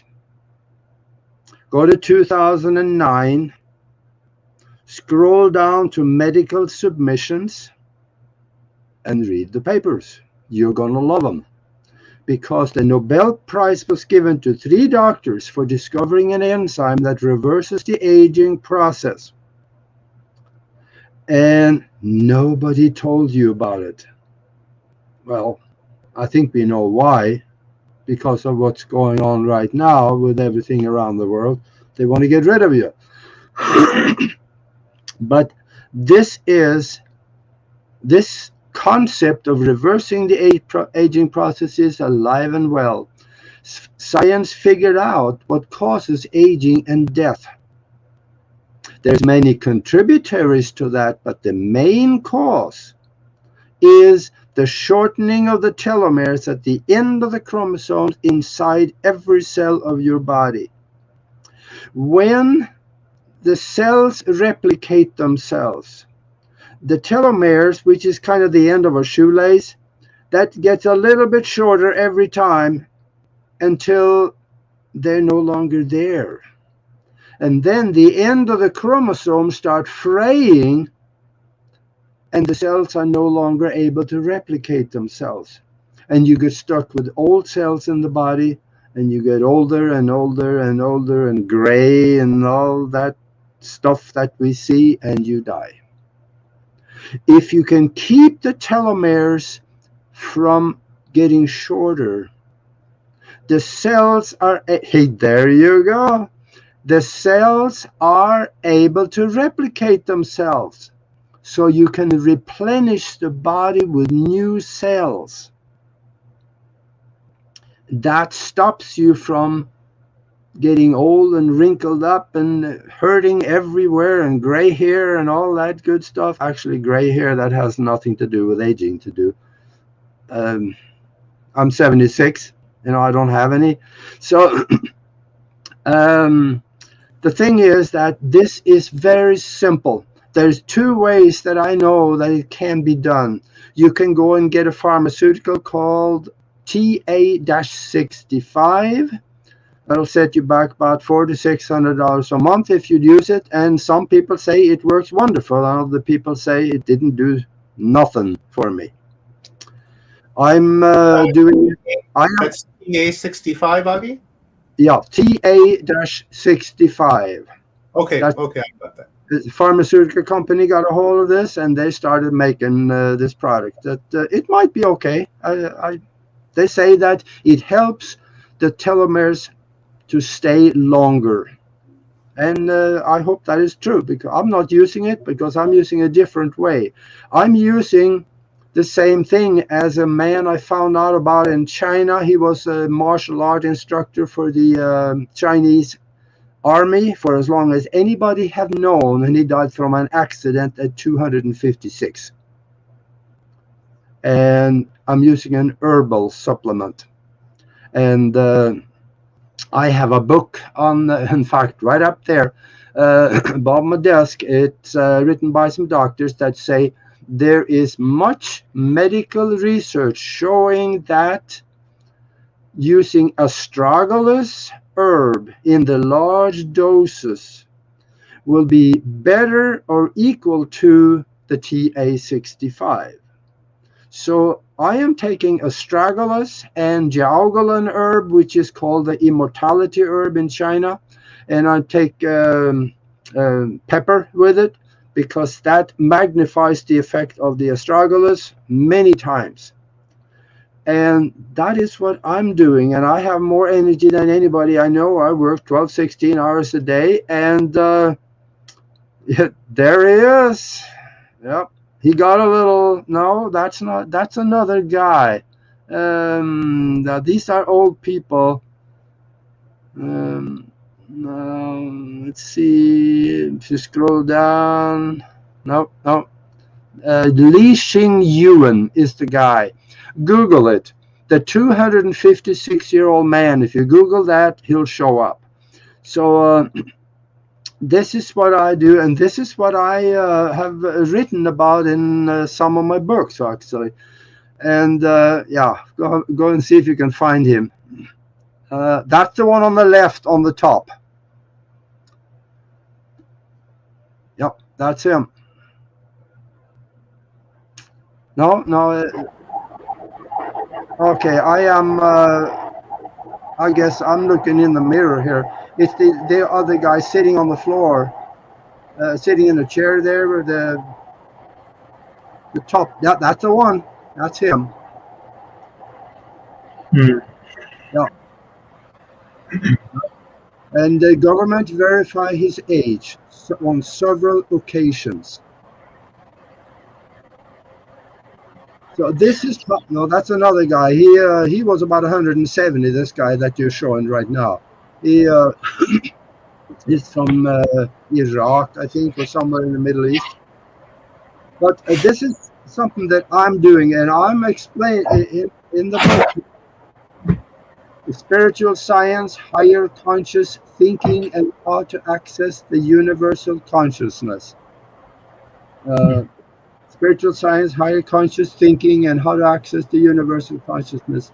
I'm explaining what I do and how it works for me and how it works for others, and a lot of other things. In fact, in there, I teach you how to use your mind in ways that you normally would think would be impossible. So that's why I got almost entirely 5 stars on Amazon, and I'm pretty happy with that one. But I think there is something that we're going to be up against, and that is that the illiterate people of the future, they are going to be the ones that refuse to relearn everything they thought but was wrong. And we have a lot of that going on right now. The people that they see the evidence of what's going on, especially in the stupid stuff that they put into their arm, they see it, but they refuse to believe it because the government tells them that, oh, no, it's nothing like that. Just listen to me and do what I tell you. And there's going to be many of those people will be left behind. And I was going to ask Brad, I didn't realize that you have a publishing company. I got a book that I'm going to do something with that I want to talk to you about. So make sure we get to talk about that. All right. And I think that's probably all I want to say about Michel Nostradamus. I would say that the mainstream science is misinforming people a little bit, because when they say the first human that's been born that's going to live to 200 years, we can clearly see up in Tibet and Himalayas and Pakistan and India and China that there are people that actually live a lot longer than that. And it reminds me of a story that my dad used to tell me that that there are people in northern Pakistan that live like 300, 400, 500 years, sometimes 600, 700 years, right? So I feel that this mainstream science is kind of a little bit misleading. It really comes down to anything that comes from the East is a myth, and anything what the West says is the fact, right? And they're dismissing the East and people that have this longevity of centuries. There's this.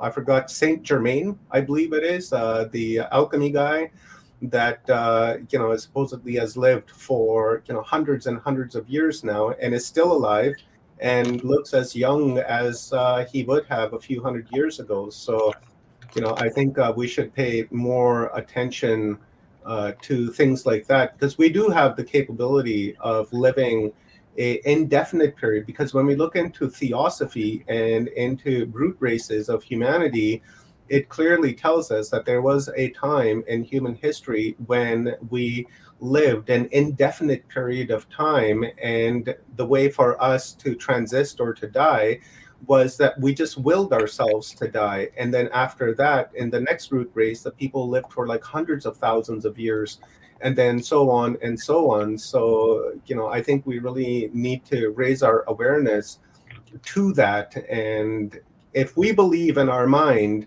that we will live for hundreds and hundreds of years, and that is very possible. Like, Augie, you're saying that you're 76 years old. You surely don't look it. I'll put myself on camera. I am 47 years old, turning, 48. And, when I'm clean shaven, I look like I'm about 20 years old. So that's why I actually have to grow facial hair, so people take me serious, right? So they don't look at me and say, oh, that's just a kid talking, no, never mind. So I have to grow facial hair to look like I'm wise and, older, and I know what I'm talking about. I want to say something else here about that too. When I talked about the astragalus herb, I buy it by the pound. You can't hardly see that here. But this big bag, pound bag, set me back about $14 instead of the TA65 at 400. And here is the Jiaogulan herb, the immortality herb in China. That is us. I'm going to spell that for you because it's different. Jiaogulan herb. And those are the two major ones. I take a bunch of other stuff too, because first of all, gray hair is not a function of aging. It's a function of copper deficiency and an acidic body. Mm-hmm. If you have an acidic body, it's not just a question of when you're going to get sick. You're going to get just majorly sick because the bacteria grows in the acids. And if you take ionic copper and alkalize the body to about 7.5 or 8 every day of your life, you're never going to get sick and you never will have gray hair. You might get your hair color back. Can you, Augie, spell that again? Jai? Yes. I kind of lost you there. Yeah, the Jiaogulan herb is Jiaogulan.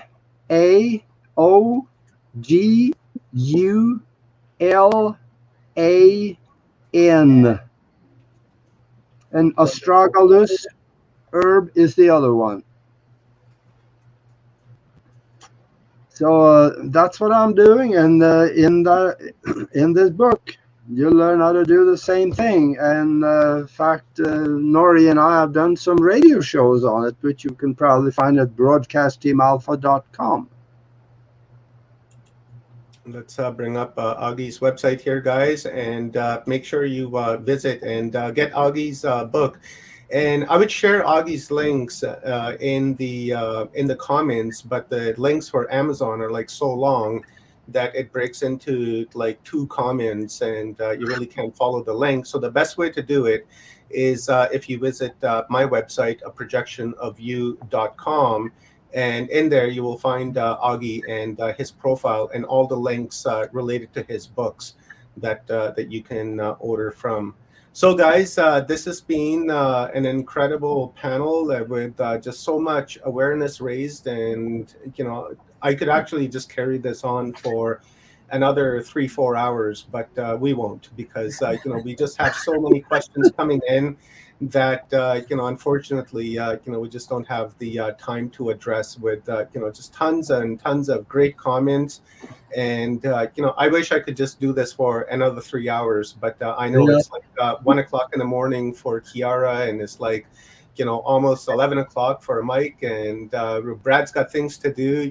Guys, where am I today, right? So I'm sure he wants to get on that. So let's do our final closing on our panel, and I'll start with Kiara, and then Brad, and then Augie, Michael, and Dr. Joan, and I will close this out after. So Kiara, please go ahead. Wow. Such a privilege to know all of you here on this panel, and so much happening in the world right now. Mind-blowing. Do look forward to staying in touch. One thing I'll say very quickly about anti-aging, the Kaya Kalpa treatment that I mentioned is basically a combination of alchemical gold, darkness, and certain herbs from the Ayurvedic tradition. And what this does, the combination opens up the flow of life force through the endocrine system, activates the pineal, and basically that then rejuvenates the body. The natural forces going through the body, creating the ideal balance of hormones. And it's been known to work for hundreds of years. I've actually met 2 immortals who were both in their multi-hundred years, and this is something that's coming back. And Agi and others, I'd love to talk with you more about all this. So this is really our birthright. Not just 200, but 2000.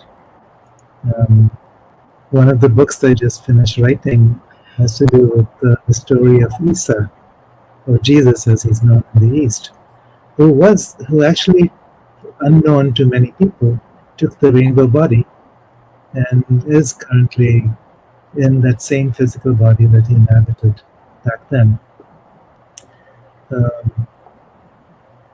So this could be another whole topic for the series. So I'm really grateful that we are on this journey together, and I just feel like there's so much more to come. So thank you. Thank you, Omar, Joan. Thank you, all of you in this panel. Just honor and just feel so blessed and privileged to know you all. And may this continue onwards and upwards.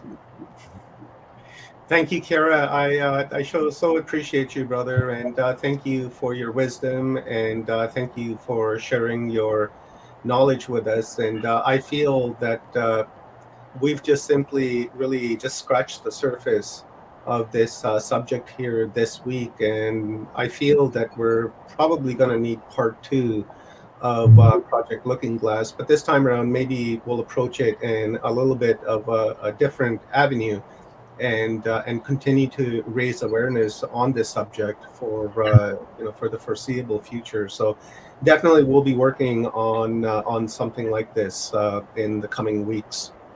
One more thing I'd like to say. I have a podcast myself called Age of Pandora, and would love to interview each of you for that as well. I love that. Yeah, I would absolutely love that, Kira. Yeah. So before we move on to our next speaker, Kira, tell our speakers on how they can reach you and how they can connect with you and how they can order your books and things like that. Because I know you've written a number of books now, and so maybe you can tell our audience a little bit about that before we jump over to Michael. My website is kiarawindrider.net, and that has all the details for ordering books and so on. My YouTube channel is Kiara Windrider, all as one. I'm also on Facebook, Instagram. Just recently decided, after Elon Musk decided to buy up Twitter, to get on Twitter as well. Yeah, that's the way to do it. I did my a stream last night with Paul Wallace to Twitter. And usually I don't do that, but because of this new transition that's happened, I thought I'd give it a shot and see what we can do on Twitter. So thank you, Kira. I so appreciate you. And guys, here's the website address again, kiarawindrider.net, and you guys go there and you can see pretty much everything that Kira has done, and as well as his YouTube channels. There's actually 2 of them.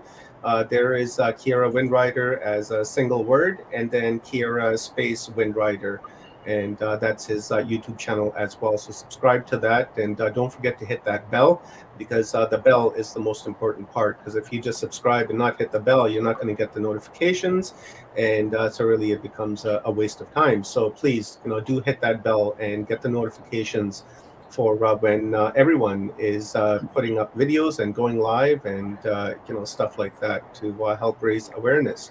So thank you, Kiara. Let's jump over to Michael Feely and his closing thoughts on this. And yeah. Well, thank you. The Bible. One of the reasons it's leading so many people astray is because no one understands what it means, not even the priests. So what am I going to say as a parting word? Only begotten Son. When you understand what that really means, that is what we're here to do. Because beget means the wounded lamb. In other words, the wounded lamb is the one who falls beyond the flock, who needs extra nurturing, who needs extra attention. Only means one accord. So only begotten Son is basically to bring everybody into one, the same level, at the same time, together. That is clear. So God didn't send his only begotten Son He sent his sons, the only begotten, so that we can all move forward as one. Thank you very much for listening. Beautiful, Mike. And where can people contact you and follow your work and purchase your books, things like that? Probably the best place is my website, which is michael-feely.com. From there, you can go onto Facebook, onto Twitter, onto YouTube. So everything is really sort of centralized from there. So michael-feely.com is the best place to start. Awesome. Thank you very much, Mike. I so appreciate your contribution to this week. And I look forward to continuing our friendship and the work that we've been doing over the last several years. So thank you very much, brother. I so appreciate you. Brad Olson. I love this guy, and who doesn't?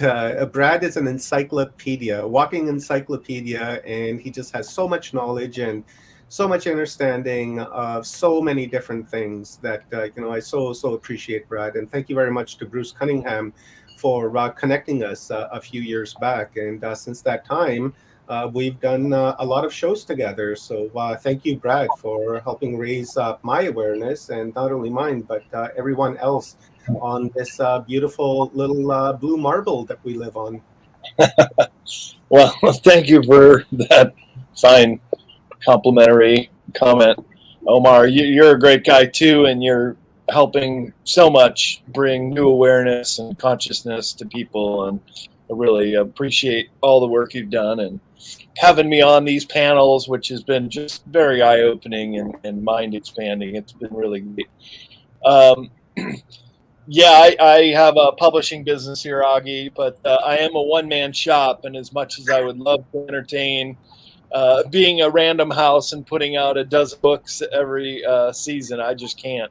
So I have just signed Michael Jaco, as I showed the Intuitive Warrior book. He's got 3 more coming down the pike, as well as Laura Eisenhower, whose very first book is going to be coming out very soon. She just emailed me and said that she's going to have it coming over to me in another 2 or 3 weeks. So I'm really excited to work with these guys. I just have to. 2 people yesterday who had great book ideas, and I'd love to entertain these, but I just don't have that much time in every day to do what I need to do as well. I would just say, and this is part of it, be happy in life. Be happy. Go outside. Get some exercise. Get some sun on your face. Do things in nature. Don't forget you're a human being here. And that's really part of the big picture here of coming into the golden age, is let's not forget our humanity. I remember a great book I read in the 1980s called Megatrends. You guys might remember that one. Yep. And one of the chapters was called High Tech, High Touch. And he was already talking about this 40 years ago, that the more we go into this high tech future of ours, the more we need an interaction and a connection with people and nature. So let's not forget our humanness in all this, as well as our compassion for other people who are just not waking up at the same pace that we are, for example, and to be charitable to our fellow human beings, and to always try to become as wise as we can. And forums like this really do help people become wiser. I know I've learned quite a bit from you guys today, and I really appreciate everyone's time and effort in helping us understand this very complex issue of timelines and the looking glass technology.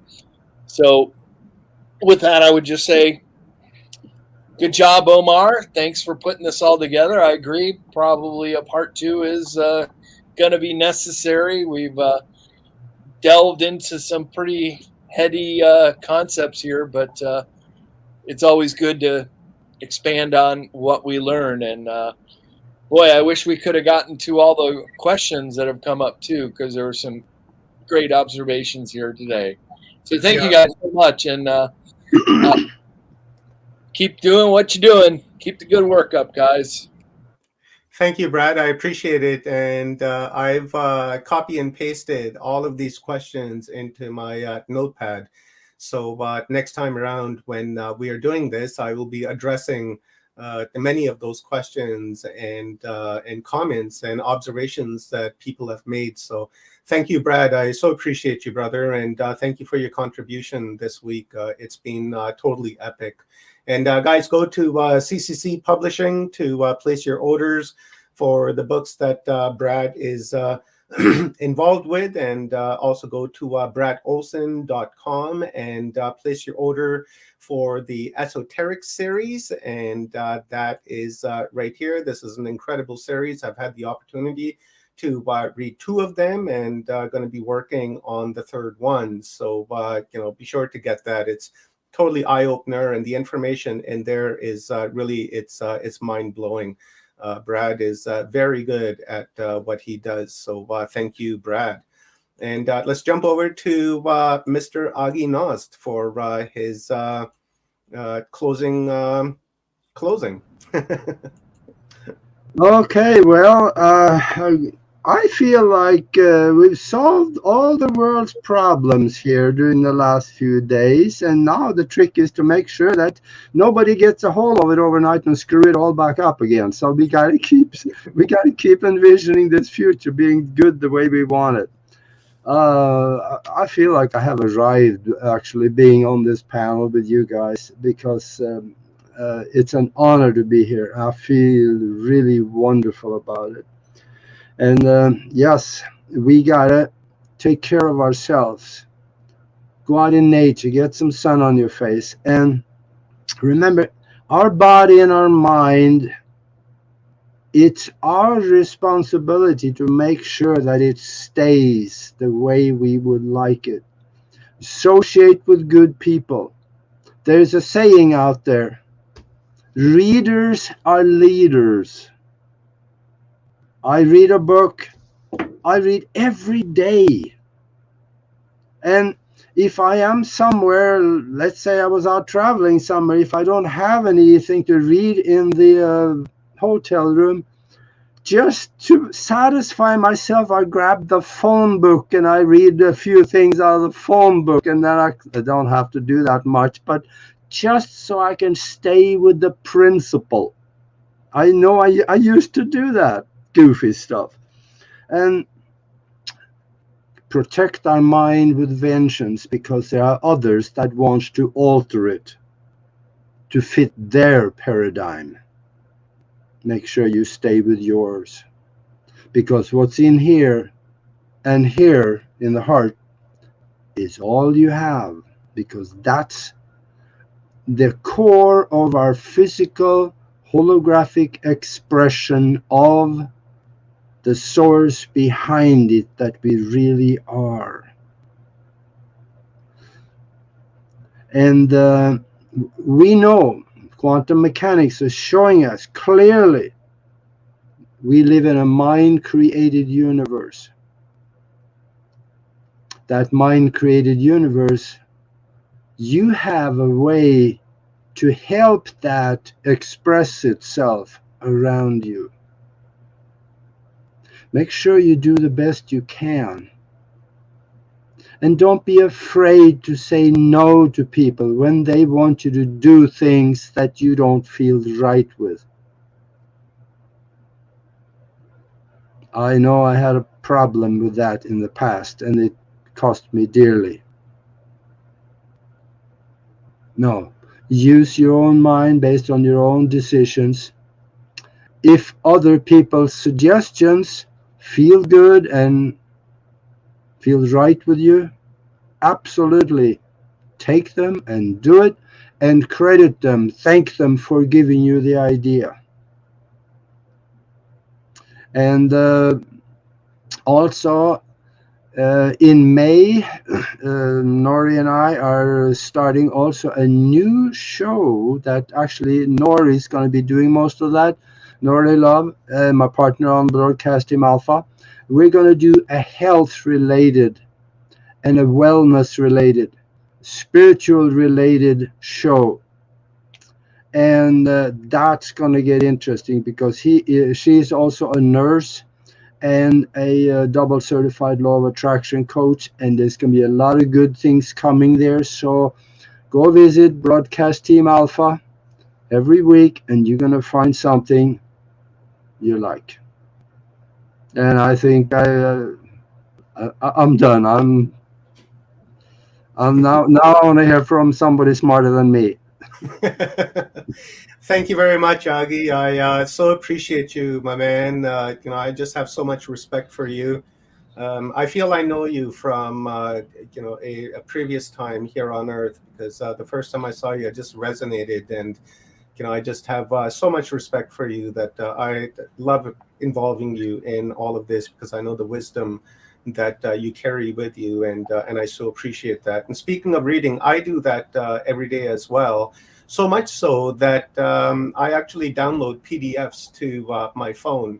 So when I'm out and about, so I usually grab a PDF book and I read it. In fact, I got one of Brad's on my phone that I usually pick through when I'm sitting around waiting for my wife in the car, or something like that. And the next book that I will be reading right after this show is over is by Kiara Windrider, Issa.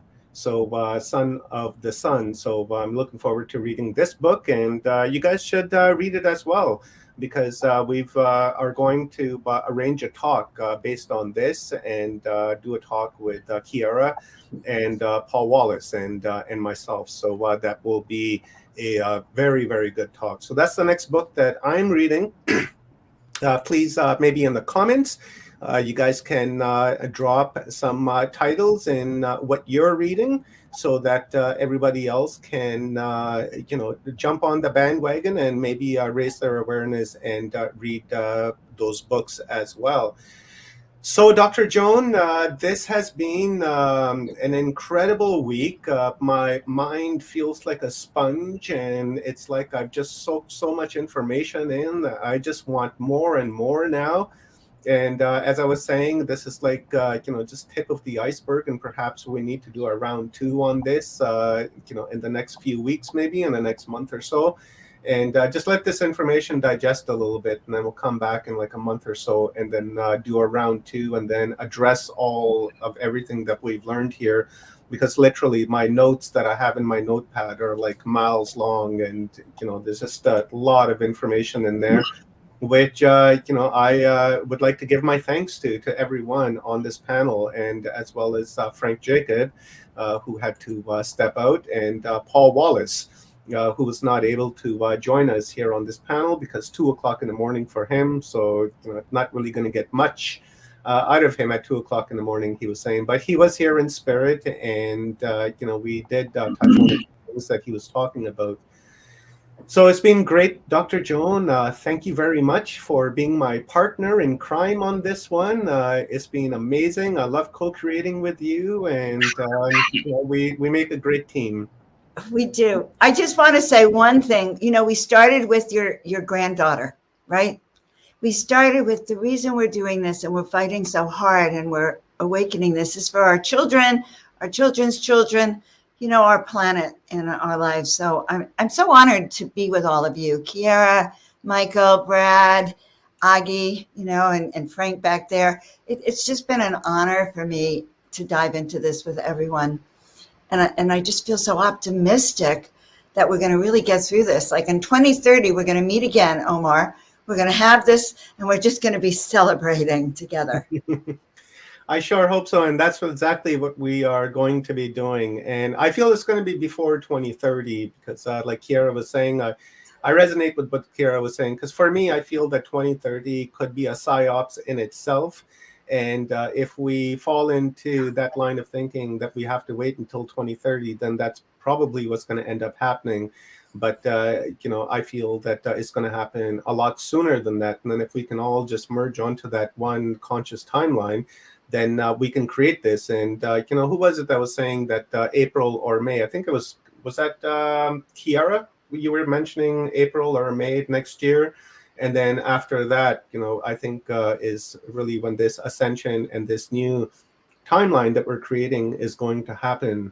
So, guys, with that being said, let's visit Frank Jacobs' website as well, and paulanthonywallace.com. Paul has actually the launch of his book, Echoes of Eden, is today. Let me just quickly toss on a banner right here. So Echoes of Eden is the newest installment in the Eden series, which is being released today. You can put your pre-order in for your paperback copy and enjoy the book. I've got 2 of them here myself, and I'll be placing my order for Echoes of Eden right after our show is done here, and then of course, reading many other books like I read every single day. So, guys, it's been amazing. It's been fun, and I'm going to try my hand at creating a documentary. And so I will be cherry picking a lot of what we discussed here this week and try to put it together in a couple-hour documentary. And then, of course, we'll be back again with round 2. I want to thank you to everyone that's been part of this amazing week, every single person that's been watching, because if you weren't watching, there would be really no point in doing this. So you are an extremely integral part of all of this. Like I said, it wouldn't be worth streaming if no one was watching. So thank you to everyone that's been watching all week long here today in the panel. Thank you very much for sharing all of your wisdom, all of your observations, all of your ideas. This creates conversation, and also it opens up options to create new timelines. Now, what I had, interestingly enough, a few days ago when I was speaking to Brad, he gave me a website address, and I've been sharing that website address since then. But if you guys are interested in building your own chronovisor or the chronoscope, or whatever it is that we want to call it, yellow cube, looking glass, crystal ball, whatever, if you're an engineer or you have the mind of an engineer, then you too yourself can create the looking glass. And yesterday I ran an interview here on Watchers Talk with a gentleman from 1964. And he said that there was a UFO that showed up at his airport that he used to manage, and they took him aboard his craft. And they gave him a formula to create a looking glass type of technology, and which he did, and he was very successful at it. And that structure still stands today in the desert. Not sure if it's being used or not, but it still is there. So this technology has been replicated. As Brad has mentioned, it's been back engineered. There's many of these devices across the world, and some of them are using it and some are not. It just, who knows? But all I know is that we created a beautiful conversation here that took us in the direction of love, and not division, and nothing like that, because we're not really down with that. So with that being said, guys, my name is Omar, coming at you guys from West Coast, British Columbia, Canada. I'm a host here at Watchers Talk with my lovely co-host, Dr. Joan of Angels from Joan of Angels. Please subscribe to our channels, give it a like, and share the stream out with friends and family so that you can help raise awareness and that we can create our own timeline that we're looking towards.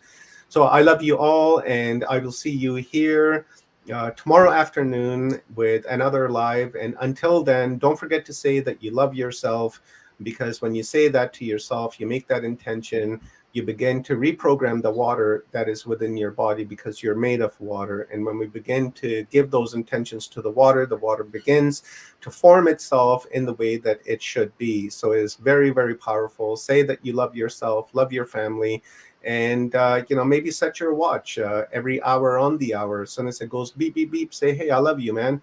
Shut it off and just carry on. And eventually you won't even need a camera, and you'll be just saying that to yourself, that I love you, I love you. And this is how we change the world, because love is the only answer, and everything else is just an illusion.